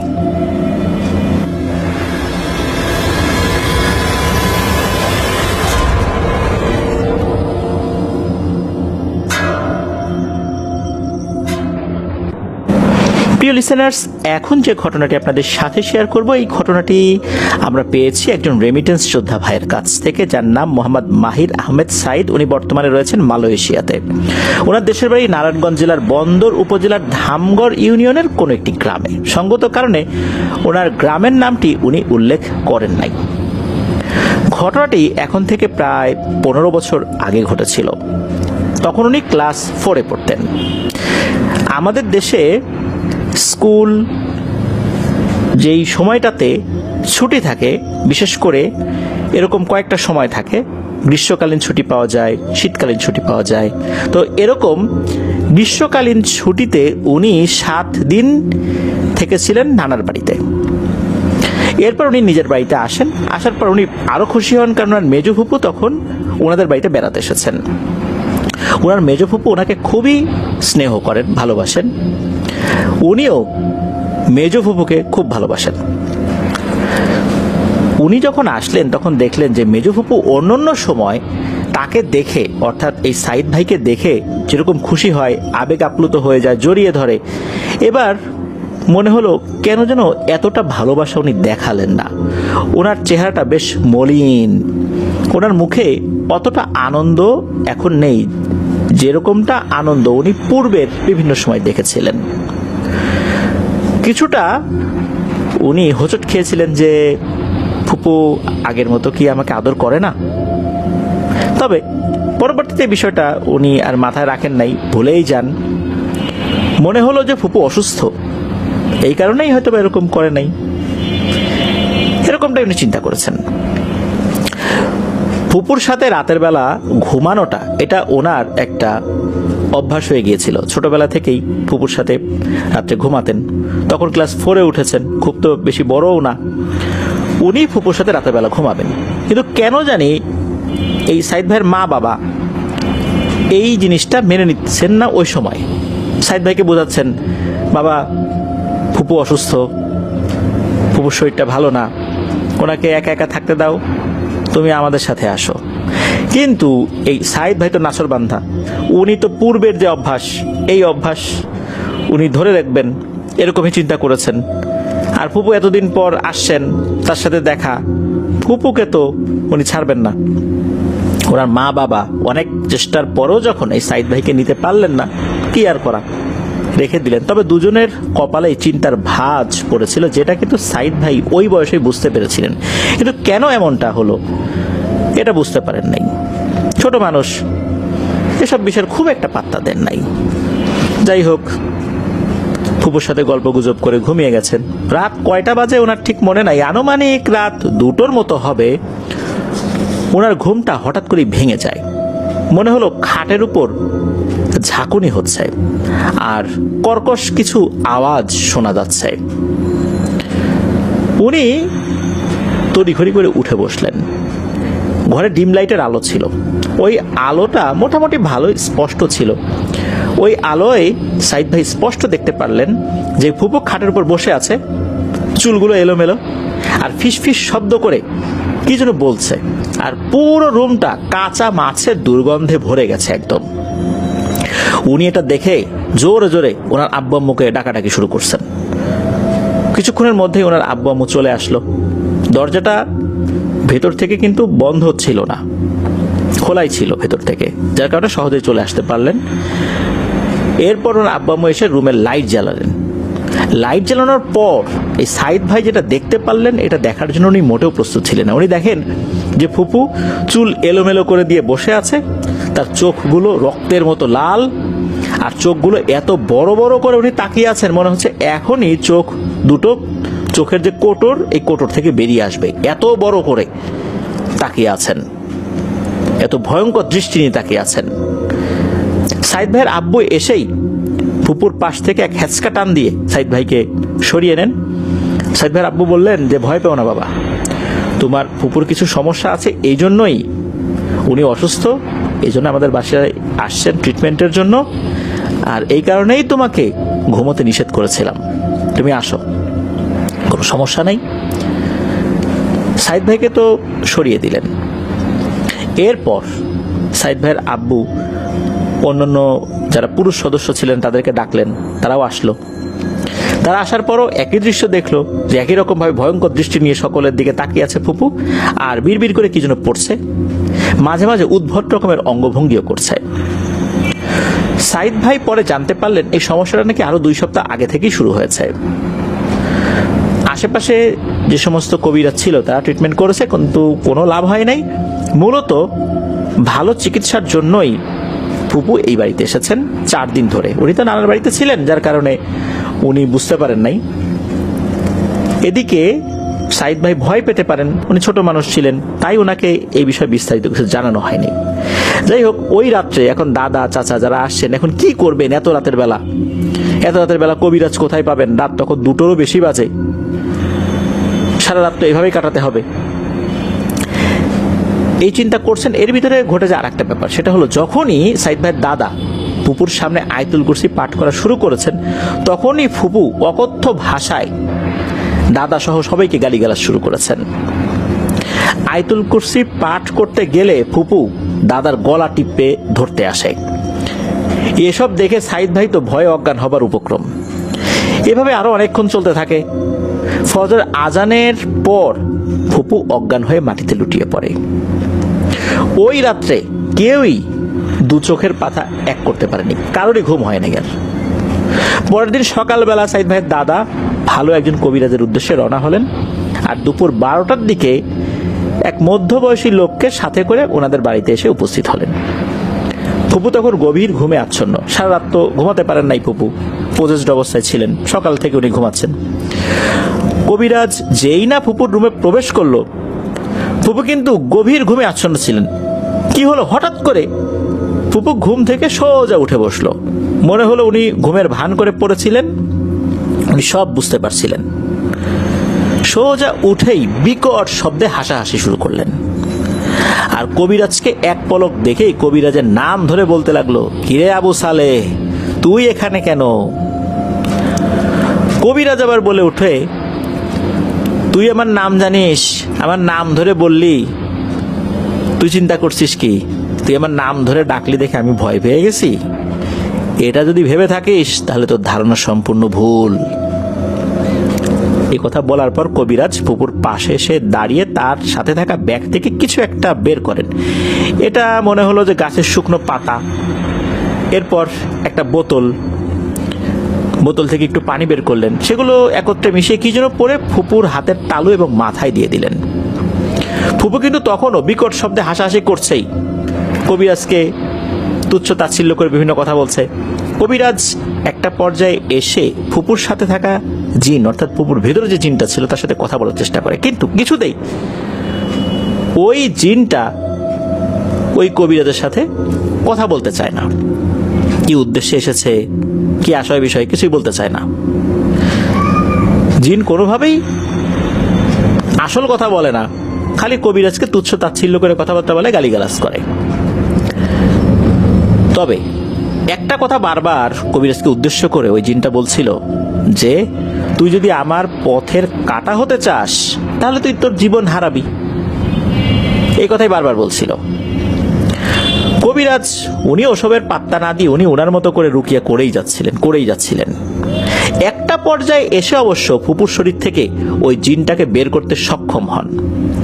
কবিরাজ যাওয়ার সময় বলে যান যে ফুপুকে আরো ভালো এবং অভিজ্ঞ কোনো আলেম বা রাকিকে দেখাতে হবে। আপাতত উনি যে কাজটা করেছেন এটা এ পর্যন্ত ঠিক আছে, তবে এটা সমাধান নয়।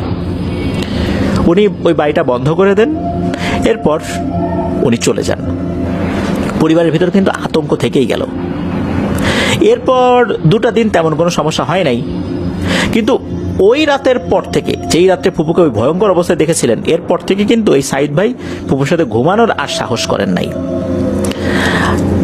আর এরপর থেকে কোনো রাতেই খুব একটা ভালো ঘুম ওনাদের কারোরই হচ্ছিল না।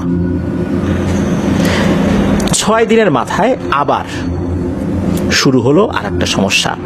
ওই দিন বিকেলবেলা দেখা গেল ফুপু ফ্রিজে রাখা কাঁচা মাছ মাংস খাওয়া শুরু করেছে। মাছগুলো ফ্রোজেন অবস্থায় রয়েছে, বরফের মতো শক্ত হয়ে আছে। ওইটার উপরে কামড় দিয়ে উনি খাবার চেষ্টা করছেন আর বলছেন কতদিন খাই না রে, কতদিন খাই না এগুলা, এই বলে এগুলো খাওয়ার চেষ্টা করছেন। সাইদ ভাইয়ের আম্মু রান্নাঘর থেকে এসে দেখে ফুপুর এই অবস্থা, উনি এই কাণ্ড করছেন। উনি তো চিৎকার চেঁচামেচি শুরু করেছেন। ওনার চিৎকারে অন্য সদস্যরা চলে আসছেন, তারাও এসে দেখেন এই কাণ্ড। এই অবস্থায় ফুপু কি করেন, উনি ওই মাছ মাংস যেটা উনি হাতে রেখেছিলেন আর কি, ওইগুলো নিয়ে উনি মূলত যেই ঘরটাতে থাকতেন আর কি, ওনাকে যেই ঘরটাতে থাকার জন্য দেওয়া হয়েছিল ওই সময়, ওই ঘরে ঢুকে গিয়ে দরজা লাগিয়ে দেন। অন্য সদস্যরা দরজার উপরে নক করছেন, এই খোলো খোলো, কিন্তু ভেতর থেকে ভয়ঙ্কর আওয়াজে বলতে থাকে, খবরদার আমাকে বিরক্ত করবি না তোরা, আমি এখন এগুলো চিবিয়ে চিবিয়ে খাবো, আর যদি আমাকে বেশি বিরক্ত করিস তোদেরকেও কিন্তু চিবিয়ে চিবিয়ে খাবো। এরকম বিভিন্ন ধরনের কথাবার্তা বলছে। কেউ আর ভয়ে ফুপুকে ডাকার জন্য সাহস করছে না। সন্ধ্যার কিছুক্ষণ পর সাইদ ভাইয়ের আব্বু আসে। এরপর ওনার আব্বুকে পরিবারের অন্য সদস্যরা যখন সবকিছু খুলে বলেন, তখন ওনারা সবাই মিলে একটা সিদ্ধান্ত নিলেন যে এবার এমন কিছু করতে হবে যাতে করে এটার স্থায়ী সমাধান হয়। প্রতিনিয়তই তো ফুপুর অবস্থা আরো খারাপ হচ্ছে। কাঁচা মাছ মাংস তো আগে কখনো খায় নাই, এখন তো এগুলো খাওয়া শুরু করেছে। তার মানে হচ্ছে অবস্থা দিনকে দিন আরো ভয়াবহ হচ্ছে। এতদিন তো অনেক কবিরাজি দেখাইলাম, কাজ তো হয় না, স্থায়ী কোনো সমাধান তো হচ্ছে না। কি করা যায়? স্থায়ী সমাধানের দিকে ওনারা যাওয়ার চেষ্টা করছেন। এই জন্য টুকটাক ঝাড়ফুঁক ওইভাবে ওনারা করাচ্ছিলেন না, কেননা ওতে কোনো সমাধান হয় না। যতবার করানো হচ্ছে এরপরের অবস্থা আরো খারাপ হয়, কয়েকদিন ভালো থাকে আরো খারাপ হয়। এইভাবেই 1টা মাস পার হয়ে যায়, সমস্যার কোনো কুল কিনারা হচ্ছে না। এই 1 মাসে পরিবারের লোকদের রাতের ঘুম যে কি জিনিস এটা ওনারা খুব ভালোই টের পেয়েছেন, কারণ কেউই ঠিক মতো রাতে ঘুমাতে পারতেন না। এভাবে তো চললো বেশ কিছুদিন। এরপর ওনাদের বাড়ি থেকে বেশ কিছুটা দূরে ইট ভাটা আছে। এই ইট ভাটার ওই দিকটাতে একটা কবিরাজ বাস করত। তো ওই কবিরাজের কাছে গিয়ে যখন এই সমস্যার কথা বলা হয়, এরপর উনি পরের দিন আসার জন্য রাজি হন। উনি বলে দেন ওরা কিছু জিনিস লাগবে, আগরবাতি, 6টা মোমবাতি, একটা লাল গামছা, কুরবানি হয়েছে এমন একটি পশুর হাড়, কচি বেল পাতা, আরো কিছু জিনিস। সবকিছু জোগাড় করলেও একটা জিনিস জোগাড় করতে খুব কষ্ট হয়েছিল, সেটা হলো কুরবানির পশুর হাড়। কারণ হচ্ছে এই ঘটনা যখন ঘটা শুরু হয়েছে তার থেকে 7-8 মাস আগে কুরবানি চলে গেছে। এই সময় তো কুরবানির পশুর হাড় জোগাড় করা সহজ বিষয় নয়। যাই হোক, আল্লাহর অশেষ রহমতে সেটিও কোনোভাবে জোগাড় করা হয়। কবিরাজ বেলা 11টার দিকে ওনাদের বাড়িতে আসেন। কবিরাজ বাড়ির সামনে এসে সরাসরি বাড়িতে না ঢুকে প্রথমে এই সাইদ ভাইয়ের দাদাকে বললেন যে ওনাদের বাসা থেকে যেন একটি মাটির তৈরি এমন একটি বস্তু তাকে দেয়া হয় যেটা হাড়ি জাতীয় কিছু হবে। ওই সময়ে একটা দইয়ের হাড়ি ছিল বাড়িতে, খুব সুন্দর করে ধুয়ে পরিষ্কার করে রাখা ছিল। তো ওই জিনিসটা এনে দেয়া হলো, ওটার মধ্যে পানি দেওয়া হয়েছিল। তো পানি সমেত ওই হাড়িটা কবিরাজের হাতে দেয়া হয়।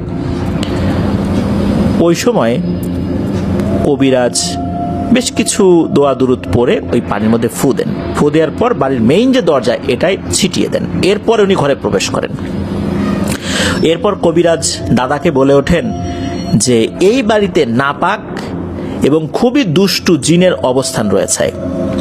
এরপর কবিরাজ একটা বৃত্ত আঁকেন, আর ওই বৃত্তের মধ্যে কবিরাজের যে সমস্ত চাহিদাগুলো ছিল, যে উপকরণগুলোর কথা উনি বলেছিলেন, সেগুলো ওখানে রাখা হয়।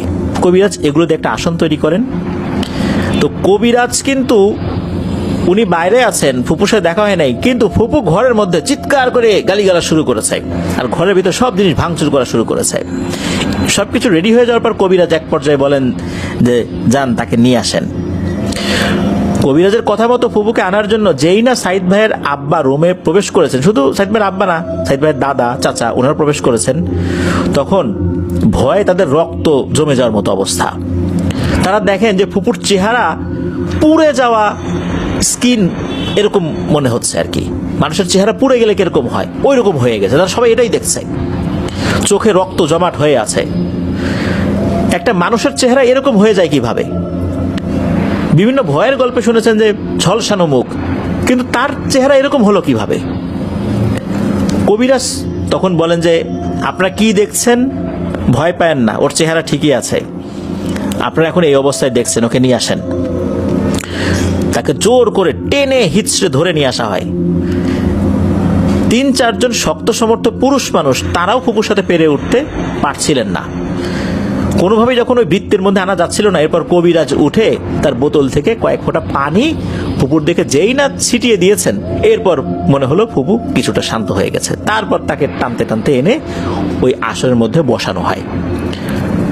ফুপু আসনে বসা মাত্রই কবিরাজ করেন একটা কাজ, সেটা হচ্ছে ফুপুর মাথার চুলের 3 দিক থেকে 3টা গিট দিয়ে দেন।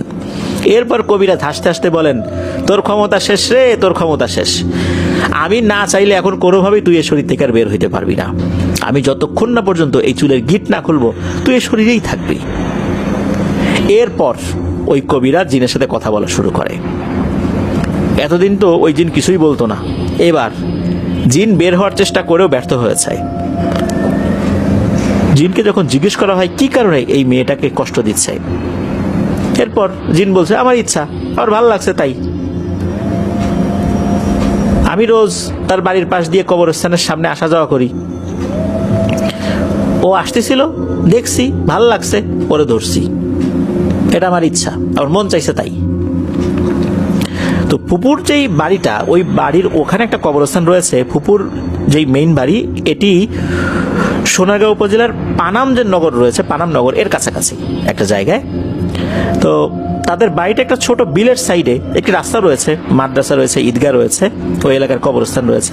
আর কবরস্থানের পাশে বিশাল একটা বড় তুলা গাছ রয়েছে। তো ওই জিনটা বলে একদিন নাকি ফুপু মাগরিবের নামাজ পড়ার জন্য বাইরে ওযু করতে গিয়েছিলেন। ওই সময় ওই জিনটা তার উপর আসর করতে সক্ষম হয়েছে। এর আগে আসর করার চেষ্টা করতে পারে না, কিন্তু ওই সময় পেরেছে। আর ওই তুলা গাছে সে নাকি বসবাস করে। আর সে জানায় যে এই শরীর থেকে সে যাবে না।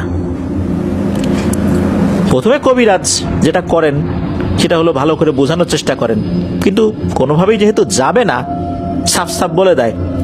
তখন কবিরাজ বলে দেন ঠিক আছে, তুই যাবি না তো যা, তোকেও আমি ছাড়বো না, তোকে তো আমি ভালো করে বললাম, তুই কি ভাবছিস তোকে আমি এমনি এমনি ছেড়ে দেব? দেখ আমি তোর কি করি। এই বলে ফুপুর ঠিক 2 হাত দূরে একটা বালিশ রাখেন, বালিশ আনতে বলেছিলেন, বালিশটা রাখা হয়। কবিরাজ কিছু দোয়া দরুদ পরে ওই বালিশের উপর ফু দেন। এরপর কবিরাজের সাথে আনা একটি বেত দিয়ে ওই বালিশের উপর আঘাত করতে থাকেন। কবিরাজ যেই না বালিশের উপর বেত দিয়ে আঘাত করতে থাকেন, তখন ফুপু বিকট শব্দে চিৎকার চেঁচামেচি শুরু করেন। কবিরাজ বলতে থাকেন, ভালো করে তো বলছিলাম রে, তুই আমার সাথে বেয়াদবি করছিস, এবার এটার শাস্তি তুই ভোগ কর। আগে তোকে ইচ্ছা মতো পিটায় নেই, তারপর তোকে বোতলবন্দি করব। এই বলে কবিরাজ ক্রমাগত বেত দিয়ে বালিশের উপর আঘাত করছেন, আর ফুপু তো বিকট চিৎকার শুরু করেছেন। এত জোরে চিৎকার করছেন যে এইটা স্বাভাবিক কোনো চিৎকার না। আশেপাশের মানুষ চিৎকারে 2 কানের উপর হাত চেপে ধরে রেখেছেন, এমন একটা অবস্থা। এভাবে একটা পর্যায়ে কবিরাজ কিছুটা ক্লান্ত হয়ে পড়েন। যখন ক্লান্ত হয়ে পড়েছেন, এর মধ্যে সাইদ ভাই করেন আর একটা কাজ। সেটা হচ্ছে, যখন দেখেন যে হুজুর বেদটা পাশে রেখে দিয়েছে, সাইদ ভাই ছোট মানুষের এগিয়ে গিয়ে বলেন যে হুজুর, আমি আপনার কাজে একটু সাহায্য করতে চাই, এই জিনটাকে আমি একটু পিটাতে চাই। এর কারণে বহুদিন যাবত আমরা রাত্রে ভালো করে ঘুমাইতে পারি না, এর কারণে ফুপু কষ্ট পাচ্ছে, ফুপু আমাকে খুব স্নেহ করে, ভালোবাসে, এই জিনটারে আমি একটু পিটাই, আপনার কাজে একটু সাহায্য করে, আপনি ক্লান্ত হয়ে গেছেন। হুজুর মৃদু হেসে দিয়ে ওই বেতটা সাইদ ভাইয়ের হাতে দেন। সাইদ ভাইও উনি ওনার রাগটা মিটাচ্ছেন সমানে, ওই বেতটা দিয়ে ওই বালিশের উপরে সমানে পেটানো শুরু করেছেন। আর ওই যে পেটানো, এর কারণে ফুপু আবারও চিৎকার চেঁচামেচি শুরু করেছেন। সাইদ ভাই তো ছোট মানুষ, 15-20টা বালিশের উপরে আঘাত করার পর উনিও ক্লান্ত হয়ে পড়েছেন। তখন এই সাইদ ভাইয়ের আম্মু যে কাজটি করেন সেটা হচ্ছে যে ওই বালিশটা ওখান থেকে নিয়ে পাশের রুমে রেখে দেন। হুজুর সেটা বলেছিলেন রেখে দেওয়ার জন্য। তো এরপর তো সাইদ ভাইকে ওখান থেকে নিয়ে গেছেন, কারণ সাইদ ভাইয়ের ভিতরে প্রচন্ড রাগ ছিল যে ফুপুকে কষ্ট দিচ্ছে, সারা রাত তাকেও ঘুমাইতে দেয় না, ওনারাও ঘুমাইতে পারেন না, এই জিনের উপর প্রচন্ড রাগ তার। তো সাইদ ভাইকেও পাশ থেকে নিয়ে গেছে ওনার আম্মু। এরপর আর ওনাকে ঢুকতে দেয় নাই। এরপরে কি হয়েছে, এটা সাইদ ভাইয়ের আব্বু আম্মুর কাছ থেকে সাইদ ভাই পরবর্তীতে শুনেছিলেন যে এরপরেও কিন্তু ওই কবিরাজ যখন জিনের সাথে কথা বলে, কবিরাজ বলে যাবে না, সম্ভব না, সে যাবেই না। উল্টো কবিরাজকে হুমকি দিচ্ছে যে এখান থেকে যদি একবার সে ছুটতে পারে তাহলে সেটাই নাকি কবিরাজের জীবনের শেষ সময় হবে। এরপর নাকি কবিরাজ কিছুটা সময় হো হো করে হাসে, এরপর বলে, তুই যে শয়তান বদজিন, তোর কি মনে হয় আমি কি তোকে সেই সুযোগ দেব? সেই সুযোগ তো তুই কখনোই পাবি না রে। এরপর কবিরাজ বলে, তোকে আমি অনেক সুযোগ দিছি, তুই তো আমার কথা শুনলি না, এবার আর তোকে কোনো সুযোগ দেয়া হবে না। এরপর কবিরাজ কি করেন, তার ব্যাগ থেকে একটি কাচের বোতল বের করেন। অনেকক্ষণ নাকি ওই বোতলের উপরে উনি বিভিন্ন ধরনের দোয়া দরুদ পরে ফু দিচ্ছিলেন। এরপর ফুপুর মাথায় যে 3টা গিফট দিয়ে রেখেছিলেন, চুলের বেনি প্রথমে কয়েকটা করা হয়েছিল আর কি, 3-4টা বা 3টা বেনি করা হয়েছিল, যেটা এই সাইদ ভাইয়ের আম্মুকে বলেছিলেন করতে। উনি দ্রুত চুলের বেনি করে ফেলেছিলেন, ওই বেনির মাথায় আবার 3টা গিট দিয়েছিল, উনি এই 2টা বেনির গিট খুলে দিয়েছেন। এরপর একটি লাল গামছা দিয়ে ফুপুর নাক মুখ বাদে শরীরের অন্য অংশটা ঢেকে দেওয়ার চেষ্টা করে, মানে যতটুকু ঢাকা যায়। এরপর একটি বোতল থেকে কিছু পানি নিয়ে কাচের বোতলটা ওই পানিতে কিছুটা সময় ভিজিয়ে রাখেন, যতটুকু ভেজানো যায় আর কি। তারপর সেখান থেকে আরেকটু পানি ফুপুর চোখে এবং নাকে ছিটিয়ে দেওয়া হয়। এরপর ফুপুর শরীরে মনে হলো খিঁচুনি শুরু হয়ে গেছে। তখন কবিরাজ এই কাচের বোতলটা, উনি এই কাচের বোতলের মুখটা খুলে রেখেছেন। যখনই নাকি এই কাচের বোতলটা ফুপুর নাকের কাছে ধরেছেন, তখন ঘটে এক ভয়ঙ্কর ঘটনা। দেখা গেল ফুপুর নাকের ভেতর দিয়ে কালো একটা ধোঁয়া বের হলো এবং এই ধোঁয়াটা সোজা কুণ্ডলি পাকিয়ে ওই বোতলের মধ্যে প্রবেশ করলো। সাথে সাথে ফুপু অজ্ঞান হয়ে পড়ে। আর কবিরাজ উচ্চ স্বরে বলে ওঠে, আলহামদুলিল্লাহ, আমরা সফল হয়েছি। এরপর কবিরাজ বলে, আর কোনো চিন্তার কারণ নাই, এটাকে ধরে ফেলছি, এরপর যা করার দরকার আমি করব। তার আর কোনো কবিরাজি চিকিৎসার দরকার নাই, ডাক্তারের কাছে নিয়ে যান, ওষুধ টষুধ খেলে ইনশাল্লাহ সুস্থ হয়ে যাবে, আর কোনো চিন্তা নাই। এরপর কবিরাজ উনি কিছু পানি পড়া দিয়েছিলেন, তেল পড়া দিয়েছিলেন, ঝাড়ফুঁক করে দিয়েছিলেন, আর কবিরাজ বলেছিলেন যে 1 সপ্তাহ কোনো আমিষ জাতীয় খাবার, মাছ মাংস এগুলো যেন তাকে না খেতে দেওয়া হয়। এরপর কবিরাজ চলে যান। সত্যি আল্লাহর রহমতে ফুপু একদম স্বাভাবিক হয়ে যান। কিন্তু এরপর থেকে আর একটা ঘটনা ঘটতে থাকে এই সাইদ ভাইয়ের সাথে। এই ঘটনা 3 দিন পর থেকে এই সাইদ ভাই একটা স্বপ্ন দেখা শুরু করেন। স্বপ্নটা হচ্ছে ঘুমের মধ্যে উনি কালো কিছু অবয়ব দেখতেন। তাদের মুখ উনি দেখতে পারতেন না, তাদের দেহের গঠন ছিল 10 থেকে 11 ফুট উচ্চতার আনুমানিক। সেই অবয়বগুলো নাকি স্বপ্নে এসে তাকে হুমকি দিত। স্বপ্নের মধ্যে উনি দেখতেন যে উনি একটা রাস্তা দিয়ে বাসায় ফিরছেন, ওনার পেছন দিয়ে কারা যেন দৌড়ে আসছে। তাকিয়ে দেখেন যে ভয়ঙ্কর আকৃতির এই অবয়বগুলো, চেহারা ভালো করে বোঝা যাচ্ছে না। আর এর ভেতরে আর একটা অবয়ব দেখা যাচ্ছে, যেটা হচ্ছে এই সাইদ ভাইয়ের ফুপু। তার মুখ দিয়ে লালা ঝরছে, চোখগুলো রক্ত জবার মতো লাল টকটকে, আর তার হাতে বড় একটা মাছ কাটার বটি। আমরা বাজারে মাছ কাটার যে বড় বড় বটি দেখতে পাই না, কিছু লোকজন মাছ কাটে, ওই রকম একটা বটি, সেটা দিয়ে এই সাইদ ভাইয়ের দিকে তেড়ে আসছে। উনি প্রাণপণে দৌড়াচ্ছেন, মনে হচ্ছে উনি আগাতে পারছে না, এখনই এসে ধরে ফেলবে। আর পেছন থেকে রাগে ভয়ঙ্কর ফোঁস শব্দ শোনা যাচ্ছে। উনি ওনার মতো করে দৌড়ানোর চেষ্টা করছেন, কিন্তু কোনোভাবেই উনি দৌড়াতে পারছেন না, আগাতে পারছেন না। ঘুম থেকে উনি ধর্মার করে উঠে বসেন, দেখলেন সারা শরীর ঘেমে একদম ভিজে একাকার হয়ে গেছে, হার্টবিট অনেকটা বেড়ে গেছে।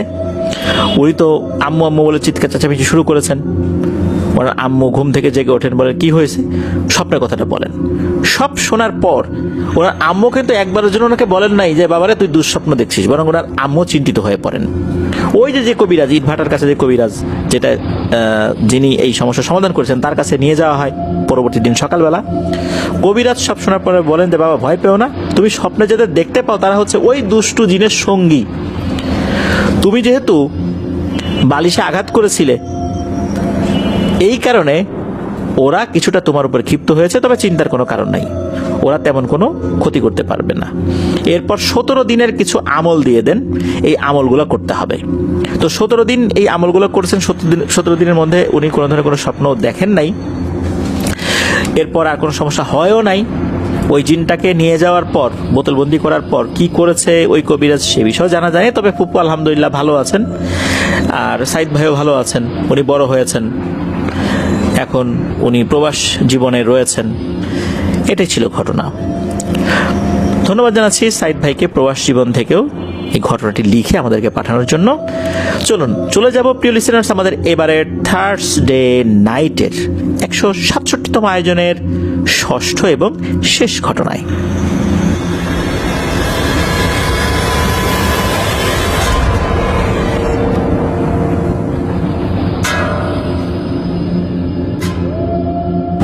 প্রিয় লিসেনার্স, ফিরে এলাম আমাদের এবারের থার্সডে নাইটের 167তম আয়োজনের ষষ্ঠ এবং শেষ ঘটনায়। এই ঘটনার মাধ্যম দিয়ে আজকের এপিসোডের সমাপ্তি ঘটছে। আর মনে আছে তো, আগামীকাল ফ্রাইডে স্পেশাল এপিসোড। আর এই এপিসোডে আমার 2টি ঘটনা সহ আপনাদের সকলের প্রিয় বেশ কয়েকজন ঘটনা সংগ্রাহকের ঘটনা থাকছে। সৌমিত্র রয়, জয় বড়ুয়া, রবি ভাই, মাশফিক ভাই, বদরুজ্জামান রাকিব, এনামুল হক আবির ভাই, এনাদের মতো ব্যক্তির ঘটনাও কিন্তু থাকছে। বুঝতেই পারছেন, দুর্দান্ত একটি এপিসোড হতে যাচ্ছে ইনশাল্লাহ। আপনারাও কিন্তু ঘটনা পাঠাতে ভুলবেন না। ঘটনা পাঠাতে হবে লিখে বা রেকর্ড করে ইমেল অ্যাড্রেসের মাধ্যমে। আমাদের ইমেল অ্যাড্রেসটা হচ্ছে afnandahorbd@gmail.com। স্পেলিংটা বলে দিচ্ছি, AFNANTHEHORRORWORLDBD, afnandahorbd@gmail.com। স্পেলিংটাও আমরা আমাদের ভিডিও ডিসক্রিপশনে দিয়ে রেখেছি, সেখানে গিয়ে স্পেলিংটা চেক করে নিতে পারবেন। ঘটনাগুলো কেমন লাগছে তা জানিয়ে এই ভিডিওর কমেন্ট সেকশনে কমেন্ট করতে ভুলবেন না। এছাড়া আমাদের ফেসবুক পেজ এবং গ্রুপ তো রয়েছে আফনান দ্য হরর ওয়ার্ল্ড নামে, সেখানে গিয়েও আপনারা আপনাদের মতামত জানাতে পারেন। চলুন এবার এপিসোডের শেষ ঘটনাটি শুনে আসি। এই ঘটনাটি আমাদেরকে যিনি পাঠিয়েছেন তার নাম মোহাম্মদ নাইম। ওনার বাড়ি কুমিল্লা জেলার হোমনা উপজেলায়। সঙ্গত কারণে গ্রামের নামটি উনি প্রকাশ করেননি। আর এই ঘটনাটি যার সাথে ঘটেছে তিনি এই নাইম ভাইয়ের বন্ধু, যার নাম হচ্ছে আকাশ। এই আকাশ ভাই বর্তমানে ঢাকার মিরপুর 11-তে বসবাস করছেন। চলুন ঘটনায় চলে যাই। এই যে আকাশ ভাই, উনি যখন মায়ের গর্ভে ছিলেন তখন ওনার মা ভুলবশত একটি সাপকে হত্যা করে ফেলেন। ওনার মা অবশ্য ছোটবেলা থেকেই সাপ দেখলে ভয় পেতেন, সাপকে খুবই অপছন্দ করতেন। এই জন্য সাপ দেখলেই মেরে ফেলতে হবে এমন বিষয়টা কিন্তু উনি সবসময় মনে করতেন, আর এটা উনি করতেনও। তবে উনি যেই সাপটি হত্যা করেছিলেন এটা কি আসলে সাপ ছিল? না, এটা আসলে সাপ ছিল না। জন্মের পর থেকে এই আকাশ ভাই বিভিন্ন ধরনের রোগে ভুগতে থাকেন। একটা রোগ থেকে সুস্থ হন তো আর একটা রোগ এসে তাকে আক্রমণ করে। সবসময় ডাক্তারের কাছে আসা যাওয়া এই আকাশ ভাইকে নিয়ে তার মা বাবাকে করতে হতো। খাওয়া দাওয়াতেও তেমন কোনো রুচি ছিল না, আর ওনার মাও বিভিন্ন ধরনের রোগে আক্রান্ত হতেন। এইভাবেই বড় হচ্ছিলেন আকাশ ভাই। উনি যখন একটু বড় হলেন কোনো কিছুই তেমন মনে রাখতে পারতেন না, দ্রুত সব জিনিস ভুলে যেতেন। আর যখন স্বপ্নের ব্যাপারগুলো ওনার মনে রাখা শুরু হলো, মানে ছোটবেলায় তো মানুষ স্বপ্ন দেখে ভুলে যায়, এগুলো তো ওভাবে মনেও থাকে না।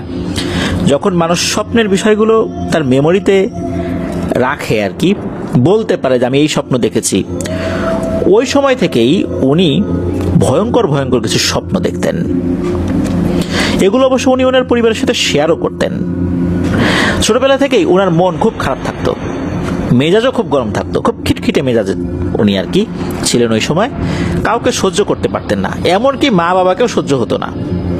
এইভাবে চলতে থাকে বেশ কিছু বছর। এভাবেই উনি বড় হচ্ছেন। উনি উঠে গেলেন 10ম শ্রেণীতে। এই যে এই স্বপ্নগুলো কিন্তু সবসময় চলতো। আর এই স্বপ্নগুলো এমন হতো মনে হচ্ছে বাস্তবে উনি সেটা দেখছেন। আর স্বপ্নে সাপ দেখাটা এটা একটা নিত্যদিনের ব্যাপার ছিল। তবে স্বপ্নে দেখা সাপগুলো নাকি তাকে আক্রমণ করতো না, ক্ষতি করতো না। উনি স্বপ্নে দেখতেন এই সাপগুলো ওনাকে এমন কোথাও নিয়ে যাচ্ছে যেখানে উনি আগে কখনোই যান নাই। সাপের পিঠে চড়ে বিভিন্ন জায়গায় যেতেন, ওনার নাকি ভালোই লাগতো। একটা সময় সাপগুলো ভয় দেখালেও পরবর্তীতে সাপের সাথে স্বপ্নের মধ্যে বিভিন্ন জায়গায় যাওয়া আসা করা এটা ওনার বেশ আনন্দদায়কই মনে হতো। এছাড়া কবুতর, কুকুর, পেঁচা এগুলো সবসময় স্বপ্নে দেখতেন। মাঝে মাঝে এমন দেখতেন যে উনি পরীক্ষা দিচ্ছেন, ওনার কলমের মাথার উপরে ছোট্ট একটা সাপ বসে আছে। এটা কেউ দেখতো না, যেটা উনি দেখতেন। যখনই এটা দেখতেন তখনই পরীক্ষার হলে ওই প্রশ্নের উত্তর কি লিখবেন তা উনি ভুলে যেতেন।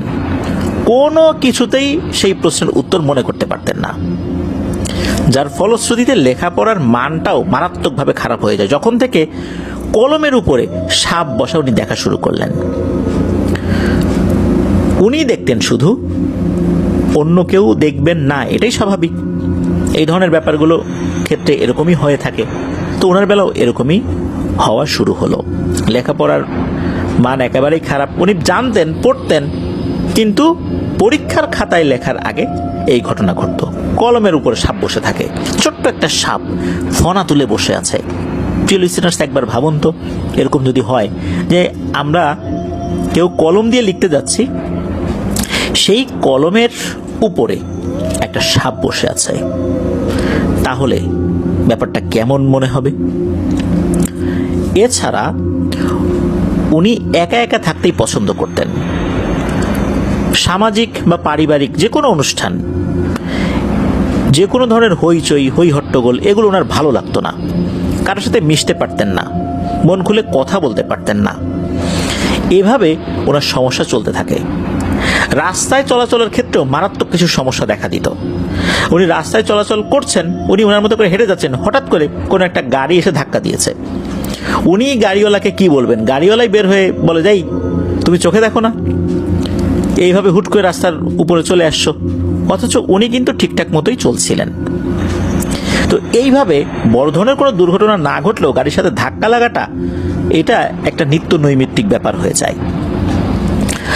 আর উনি যখন স্কুল থেকে বাড়িতে ফিরতেন, তারপর স্কুল পার হওয়ার পর কলেজে ভর্তি হয়েছেন, কলেজ থেকেও যখন বাসায় ফিরতেন, পথিমধ্যে যেই পুকুর বা ডোবা দেখা যেত সেখানেও উনি বিভিন্ন প্রজাতির সাপ দেখতে পেতেন, যেগুলো অন্য কেউ দেখত না।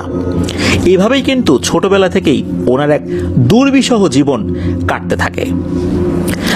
আর এসব বিষয় নিয়ে কিন্তু বিভিন্ন ওঝা কবিরাজের কাছে যাওয়া হয়েছে। যেই তাকে দেখে সেই বলে তার সাথে খারাপ জিন রয়েছে। এক একজন তাবিজ দেয়, এটা দেয় সেটা দেয়, কোনোটা গলায় পরার জন্য, কোনোটা হাতে পরার জন্য, কোনোটা কোমরে পরার জন্য, কোনোটা এখানে গেড়ে রাখার জন্য, কোনোটা ওখানে গেড়ে রাখার জন্য, পানি পরা, তেল পরা, এগুলো তো খুব সাধারণ বিষয় হয়ে গিয়েছিল তার জীবনে ছোটবেলা থেকেই। এভাবেই চলছে, মাস যায়, বছর যায়, কোনো পরিবর্তন হয় না। বিভিন্ন মানসিক রোগের ডাক্তারও দেখানো হয়েছে, কোনো লাভ হয়নি।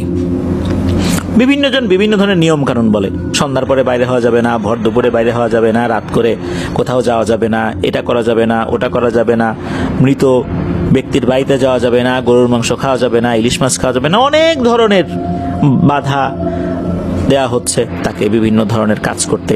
অনেক বিধিনিষেধের মধ্যে তাকে চলতে হয়েছে বিভিন্ন সময়, 40 দিন করতে হবে, 1 মাস, 3 মাস উনি করছেন।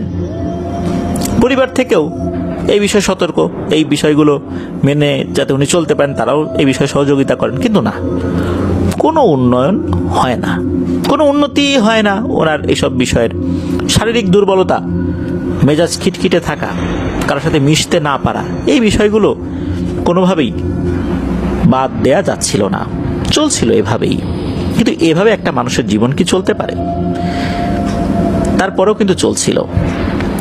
বিভিন্ন সময় বিভিন্ন হুজুর দেখানো হয়েছে, ওনাকে এক মাদ্রাসার হুজুর দেখানো হলো। সব সমস্যার কথা শুনে কিছু পানি পড়া, সরিষার তেল পড়া, 10টি কাচের প্লেটে কিছু দোয়া লিখে দেন, এগুলো ধুয়ে পানি পান করতে বলেন। এগুলো করার পর তার অবস্থা আরো বেশি খারাপের দিকে যেতে থাকে। এতদিন উনি অজ্ঞান হতেন না, কলেজে ভর্তি হওয়ার পর থেকে উনি মাঝে মাঝেই সেন্সলেস হয়ে যেতেন। তারপরে উনি অনেক কিছুই ভুলে যেতেন, এখন বলা জিনিস একটু পরেই ভুলে যেতেন। মাঝে মাঝে এমনভাবে অজ্ঞান হয়ে যেতেন, দেখে মনে হতো উনি মারা গেছেন, এমন একটা অবস্থা। এরপর এই আকাশ ভাইয়ের বড় ফুপার মাধ্যমে মিরপুরের এক কবিরাজের সন্ধান ওনারা পান। তো উনি দূর থেকেই নামের উপরে নাকি চিকিৎসা করতে পারেন। আসলে এই আকাশ ভাইয়ের সুস্থতার জন্য তার পরিবারের সদস্যরা এতটাই ব্যাকুল ছিল যে যে যেটাই বলতো সেটাই তারা মানার চেষ্টা করত। উনি বলে দেন 1 মাস ঘর থেকে বাইরে বের হওয়া যাবে না, সবকিছু বাসার ভিতরে, লেখাপড়া যাবতীয় যা কিছু সব বাসার ভিতরে থেকেই করতে হবে, কোনোভাবেই বাড়ির বাইরে হওয়া যাবে না।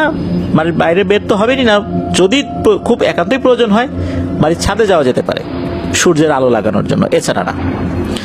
তারপর মাটির হাঁড়ি দিয়েছেন, সেটা ভেঙে পানি পান করতে হবে, মানে প্রত্যেকটা মাটির হাঁড়ি একদিন ব্যবহার করে সেটা ভেঙে ফেলতে হবে, সেটা দিয়ে গোসল করতে হবে। সব কিছু করা হচ্ছে, কাজ হচ্ছে না। কবিরাজের সাথে যোগাযোগ করা হলে তিনি বলেন তিনি ওই জিনদেরকে আটকানোর চেষ্টা করেছেন, বোঝানোর চেষ্টা করেছেন, কিন্তু তারা নাকি কোনো কথাই শোনে না। উল্টো জিনেরাই নাকি ওই কবিরাজকে মারধর করে অসুস্থ করে ফেলেছে। এরপর কবিরাজ মহাশয় সাফ বলে দিলেন যে চিকিৎসা উনি করতে পারবেন না। অন্য আর এক কবিরাজের খোঁজ দিয়েছেন, ওই কবিরাজ নাকি আবার অগ্রিম টাকা ছাড়া কাজই করে না, কাজ না হলে টাকা ফেরত। তার দাবি ছিল নদীর 7 ঘাটের পানি লাগবে, যেই নদীতে সবার আগে জোয়ার আসে সেই নদীর পানি লাগবে, আর কিছু রক্ত জবা, আম পাতা একটি মাটির হাঁড়িতে ডুবিয়ে রাখতে হবে। তিনি দূর থেকে জিন দ্বারা সেই হাঁড়িতে ঝাড়ফুঁক করাবেন। এই সমস্ত কাজ করানোর পরও কোনো ধরনের কোনো উন্নতি হলো না। এরপর বিরক্ত হয়ে কিছুদিন চিকিৎসা বন্ধ করে রেখেছিলেন এই আকাশ ভাইয়ের পরিবার। একদিন ওনার খালু পুরান ঢাকার এক কবিরাজের সন্ধান পান। তার কাছে যাবার পর তিনি এই আকাশ ভাইকে দেখে হাসেন এবং আকাশ ভাইয়ের হাত দেখে বললেন যে উনি নাকি রূপ ধারণ করেন, অর্থাৎ আকাশ ভাই নাকি রূপ ধারণ করেন। ওই সময় নাকি আকাশ ভাইয়ের কোনো জ্ঞান ছিল না। ওখানে যাওয়ার পর উনি সেন্সলেস হয়ে যান। বড়দের মুখে শুনেছেন যে ওই কবিরাজ এক মহিলার উপর জিন হাজির করেছেন, আর ওই জিন এসে আকাশ ভাইয়ের হাত দেখে বলেন যে একে যে ধরেছে সে হচ্ছে জাদুকরি, যত চিকিৎসাই করা হোক না কেন সে জাদু করে চিকিৎসার সব কর্মকাণ্ড নস্যাৎ করে দেয়। এরপর সেই কবিরাজ কয়েকটি মোমবাতি জ্বালিয়ে একটি আরবি লেখা কাগজ পুড়িয়ে সেই যেই ধোঁয়াটা, ওই পুরানো সময় যে ধোঁয়াটা হয় সেটা আকাশ ভাইয়ের চোখে লাগানো হয়। 7টি নদীর মোহনা থেকে পানি আনতে বলা হয় গোসল করানোর জন্য। এভাবেই করতে করতে চলে যায় আরো কিছুদিন। যতদিন যাচ্ছিল উনি ওনার পরিবার থেকে আরো বিচ্ছিন্ন হয়ে যাচ্ছিলেন। উনি তো বড় হচ্ছেন, এখন তো সব বোঝা শিখেছেন। এভাবে একটা মানুষের জীবন চলছিল। এরপর বাংলাদেশের খ্যাতনামা এক মনোরোগ বিশেষজ্ঞের কাছে নিয়ে যাওয়া হলো। পরীক্ষা শেষে তারা এই আকাশ ভাইকে কাউন্সিলিং করতে বলেন। প্রতিটা কাউন্সিলিং সেশন কিন্তু বেশ ব্যয়বহুল ছিল, তবুও সেগুলো করানো হয়েছে। ডাক্তাররা এই আকাশ ভাইকে মানসিক রোগী ভেবে ঘুমের ওষুধ দিতেন। এই ওষুধ খেলে দিনের অর্ধেকটা সময় ওনার ঘুমেই কাটত। 12 ঘন্টা, 14 ঘন্টা, 16 ঘন্টা পর্যন্ত উনি ঘুমিয়েছেন। 2 মাস ওষুধ খাওয়ার পর উনি এই ওষুধ খাওয়াটা বন্ধ করে দেন। উনি বুঝতে পারলেন এই ওষুধ খাওয়ার পর এই ওষুধ ছাড়া ওনার ঘুম আসছে না, অর্থাৎ উনি এই ওষুধের প্রতি অ্যাডিক্টেড হয়ে যাচ্ছেন। এটা তার এই সমস্যার উপর মরার উপর খাড়ার ঘা হিসাবে এসেছে। এরপর এই আকাশ ভাইয়ের মামার মাধ্যমে ফুলবাড়িয়ার এক কবিরাজের সন্ধান পান। তার চিকিৎসা পদ্ধতি একটু ভিন্ন। তার কথা শুনে ওনাদের মনে হয় যে এই আকাশ ভাইকে সুস্থ করা তার জন্য কোনো বিষয়ই না। কত রাজা উজির মেরেছেন তার গল্প ওনাদেরকে শোনাতে লাগলেন। এরপর কবিরাজ ভরসা দিলেন যে উনি আকাশ ভাইকে সুস্থ করে তুলবেন। তিনি বোঝালেন তার ঘরেও মা বোন আছেন, তাই এই আকাশ ভাইয়ের উপর উনি জিন হাজির করাবেন না, কারণ জিন হাজির হলে কোনো অনাকাঙ্ক্ষিত ঘটনা ঘটতে পারে। তাই তিনি তার বাড়ির কয়েকজন ছেলে মেয়েকে ডাকলেন, তাদের উপর জিন হাজির করলেন। তিনি তাদের এমনভাবে প্রশ্ন করতে লাগলেন যার উত্তর হা না দিয়েই দেয়া যায়। এই ধরনের কাজকর্মে ওনারা কিছুটা আশ্বস্ত হয়েছেন, তবে ওনাদের সাথে অর্থাৎ আকাশ ভাইদের সাথে যে ভাইয়া গিয়েছিলেন তিনি বললেন যে কবিরাজ মশাই আমার উপর জিন হাজির করান তো। তখন নাকি ওই কবিরাজ ওনাদেরকে নানা ধরনের ভয় ভীতি দেখাতে লাগলেন, যেমন জিন হাজির হয়ে যদি কোনো ক্ষতি করে দেয় তাহলে কি কবিরাজ দায়ভার নেবে, ইত্যাদি ইত্যাদি। অর্থাৎ এটাও একটা ভাওতাবাজি হতে পারে। এই ধরনের ভয় ভীতি দেখানোর পর একটা পর্যায়ে এই আকাশ ভাইয়ের পরিবার বলেন ঠিক আছে ঠিক আছে, আপনি যার উপর জিন হাজির করতে চান করেন। এরপর ওই জিন হাজির করে বিভিন্ন জিনিস প্রশ্ন করছে। একটা পর্যায়ে ওই কবিরাজ বলে যে এই যে আকাশ নামের ছেলেটা সে এতদিন যা বলছে সব মিথ্যা কথা। বিভিন্ন ধরনের দোষারোপ এই আকাশ ভাইয়ের উপর করা হয়। আকাশ ভাই তো আকাশ থেকে বলেন যে কি বলে, সারাটা জীবন যতটুকু আমি পার করেছি এই বয়সে আমি কি কষ্টের মধ্যে দিয়ে যাচ্ছি, এই কবিরাজ বলে আমি নাকি মিথ্যা কথা বলতেছি। কবিরাজ উল্টো আকাশ ভাইকে খুব ধমকাতে লাগলেন, বারবার বলছেন যে তুমি মিথ্যুক। তো যাই হোক, কবিরাজ এরপর বলেন যে ওর সাথে থাকা জিনটাকে ওই নাকি আটকে ফেলেছেন। ওনার অনুগত একটা পরী এসে নাকি আবার ওই জিনটাকে খেয়েও ফেলেছে। আর কাজটা শেষ হওয়ার পর উনি বললেন যে কোনো পারিশ্রমিক উনি নেবেন না, পারিশ্রমিক না নিলেও তার ভক্তদেরকে কিছু টাকা পয়সা দিতে হবে, আর এই আকাশ ভাইয়ের জানের সাদাকা হিসাবে কিছু দান খয়রাত করতে হবে। কোথায় দান খয়রাত করতে হবে সেটাও উনি বলে দিলেন, অথচ উনি বলেছিলেন উনি কোনো পারিশ্রমিক নেবেন না, উনি সুস্থ হবেন। এই কথা শোনার পর আকাশ ভাইয়ের মা বাবা সাধ্য অনুযায়ী বেশ অনেক টাকাই দিয়েছিলেন, নগদ 10,000 টাকা ওই সময় দিয়েছিলেন। তো যাই হোক, এরকম করে আরো বিভিন্ন ধরনের বুজরুকি চিকিৎসা ওনাকে নিতে হয়েছিল একটু সুস্থ হওয়ার আশায়। কারণ একটা মানুষ ছোটবেলা থেকে এই সমস্যা নিয়ে বড় হচ্ছে, স্কুল পার করেছে, primary school, high school, college পার করে ফেলছে, অথচ কিছুতেই কিছু হচ্ছে না। মাঝে মধ্যে নাকি এই আকাশ ভাই বিরক্ত হয়ে নিজের জীবনের প্রতি বিতৃষ্ণা চলে আসার কারণে উনি গলায় ফাঁস দিয়ে আত্মহত্যাও করতে চেয়েছেন, কিন্তু পারেন নাই। তো যাই হোক, এরপর যেই ব্যাপারটা ঘটে, প্রিয় লিসেনার্স, এতক্ষণ তো বিভিন্ন ধরনের কথাই বললাম, এখন আসি শেষের কথায়। অনলাইনে বিভিন্ন ধরনের পেজ আমরা দেখতে পাই যেখানে রুকিয়া করানো হয়। যখন সব কবিরাজ ফেল, সব হুজুর ফেল, তাবিজ কবজ ফেল, এরপর অনলাইন ভিত্তিক কিছু পেজে ওনারা নক করেন, তারপর ওনারা এরকম কোনো একটা রুকিয়া গ্রুপে যুক্ত হয়ে রুকিয়া শুরু করেন। রুকিয়ার বিভিন্ন সেশনগুলো চলতে থাকে। রুকিয়া করার সময় শারীরিক বিভিন্ন ধরনের প্রতিক্রিয়া দেখা যেত, শ্বাসকষ্ট শুরু হয়ে যেত, দাঁতে দাঁত লেগে যাওয়া, আত্মহত্যা করার প্রবণতা, গোংরানি, এভাবে চলতে থাকে। সেশন যখন একটার পর একটা হচ্ছে, এরপর ওনাকে যখন বলা হতো, অর্থাৎ আকাশ ভাইকে বলা হতো তুমি কালেমা পড়ো তো, উনি চেষ্টা করতেন, তখনই নাকি অজ্ঞান হয়ে যেতেন, অর্থাৎ ওই দুষ্টু জিনেরা এসে তাকে অজ্ঞান করে দিত। তো এভাবে কিন্তু চলছিল, একটার পর একটা সেশন চলছিল। আস্তে আস্তে ওনার ভেতরে থাকা ওই জিনগুলো দুর্বল হতে থাকে। রুকিয়ার সেশন অনেকগুলো করা হয়েছিল, সমস্যা অনেক কমে আসে আস্তে আস্তে।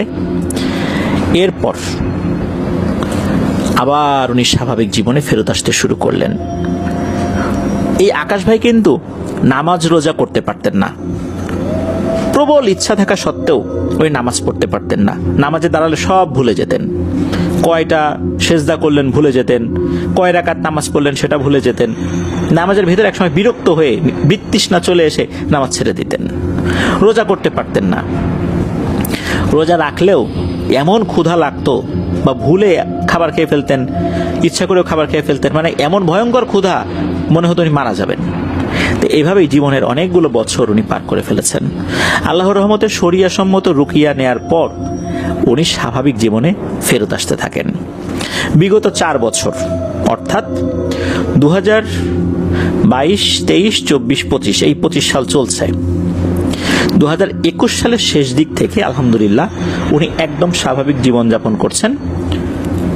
ওনার সাথে আর কোনো ধরনের কোনো সমস্যা হচ্ছে না। উনি এখন রেগুলার নামাজ পড়তে পারছেন, রোজা করতে পারছেন, প্র্যাকটিসিং মুসলিম হিসাবে জীবনযাপন করছেন। প্রিয় লিসেনার্স, এই যেই পুরো ব্যাপারটা, এটা শুনে হয়তোবা আপনাদের অনেকেরই ভয় লাগেনি। এই ঘটনাটা আপনাদেরকে শোনানোর উদ্দেশ্য হচ্ছে, আমাদের মধ্যে এমন অসংখ্য মানুষ রয়েছেন, তারা কি যে দুর্বিষহ জীবনযাপন করছেন। তারা একটু সুস্থ হবার আশায় বিভিন্ন হুজুর কবিরাজের কাছে যাচ্ছেন, কিন্তু শরিয়াসম্মত রুকিয়া এটা অনেকেই নিচ্ছেন না। হুজুর কবিরাজের কাছে যাওয়ার পর প্রথম কয়েকদিন একটু ভালো থাকে, আবার শুরু হয় সমস্যা। যখনই হুজুর কবিরাজরা এই ধরনের ট্রিটমেন্ট করেন, ফাইনালি ভালো হয় না, তখন আবার আরেকজন হুজুর কবিরাজের কাছে অনেকেই যান। ঠিক একই ব্যাপার, সপ্তাহখানেক ভালো থাকে বা মাসখানেক ভালো থাকে, আবার শুরু হয় সমস্যা। শরিয়াসম্মত রুকিয়ার পদ্ধতিগুলো একটু আলাদা। এটা স্বাভাবিক যেই আমরা পদ্ধতিগুলো দেখি, তাবিজ কবজ এটা সেটা, এখানে এটা গাঁটতে হবে, ওখানে ওটা গাঁটতে হবে, বিষয়গুলো এরকম হয় না। কোরআন সুন্নাহ অনুযায়ী যেই ধরনের পদ্ধতি আছে সেগুলোই ফলো করা হয়। তো আমি এই ঘটনাটা শোনার মাধ্যম দিয়ে আপনাদের কাছে এই পরামর্শই দিব, সেটা হচ্ছে যে এই ধরনের সমস্যা যাদের আছে তারা শরিয়া সম্মত রুকিয়াগুলা আপনারা করাবেন। এখন অনলাইন ভিত্তিক অনেক রুকিয়া সেন্টারগুলো রয়েছে, সেখানে আপনারা রুকিয়া করাতে পারেন। তবে আমরা বিনীতভাবে অনুরোধ করছি, আমাদের কাছে কোনো রুকিয়া সেন্টার বা কোনো হুজুরের নাম আপনারা চাইবেন না, কারণ এগুলো আমরা আসলে দিতে অপারগ। কেন অপারগ এই বিষয়গুলো আমরা বলেছি, কারণ রুকিয়ার সেশনগুলো যারা করান তাদেরকে একটা সম্মানই দিতে হয়। আমরা যখন কাউকে রেফার করব তখন দেখা যাবে যে তার ওই চিকিৎসাটা কাজে লাগে নাই, বা তার ওই চিকিৎসার পদ্ধতিটা কোনো মানুষের পছন্দ হয় নাই। কারণ তো এই ধরনের পদ্ধতিগুলোর সাথে অনেকেই পরিচিত নন, তারা তাবিজ কবজ বা অন্য যে পদ্ধতিগুলো সেগুলো দেখে শুনে নিয়ে অভ্যস্ত, যার কারণে আমরা এসব ঝামেলায় জড়াতে চাই না। আমাদের কাছে এই সংক্রান্ত বিষয়ে কেউ ইমেল করলেও রিপ্লাই পাবেন না, কেউ নক দিলেও রিপ্লাই পাবেন না। আপনাদের কাছে বিনীত অনুরোধ করব, অনলাইনে অসংখ্য অথেন্টিক রুকিয়া সংক্রান্ত পেজ গ্রুপ রয়েছে, আপনারা সেগুলোর সাথে যুক্ত হয়ে রেগুলার রুকিয়ার সেশনগুলো করার চেষ্টা করবেন। ইনশাল্লাহ আল্লাহ তাআলা চাহেন তো আপনারা সুস্থ হয়ে যাবেন। কারণ একটা জাদু কাটানোর জন্য অন্য জাদুর আশ্রয় নেওয়া যাবে না, সেটা যে লেভেলের রোগী হোক না কেন। আল্লাহ আমাদেরকে হেফাজত করুন, বোঝার তৌফিক দান করুন। প্রিয় লিসেনার্স, আমরা আকাশ ভাইয়ের ঘটনার মাধ্যম দিয়ে আরো একটি বিষয় কিন্তু জানতে পারলাম, সেটা হচ্ছে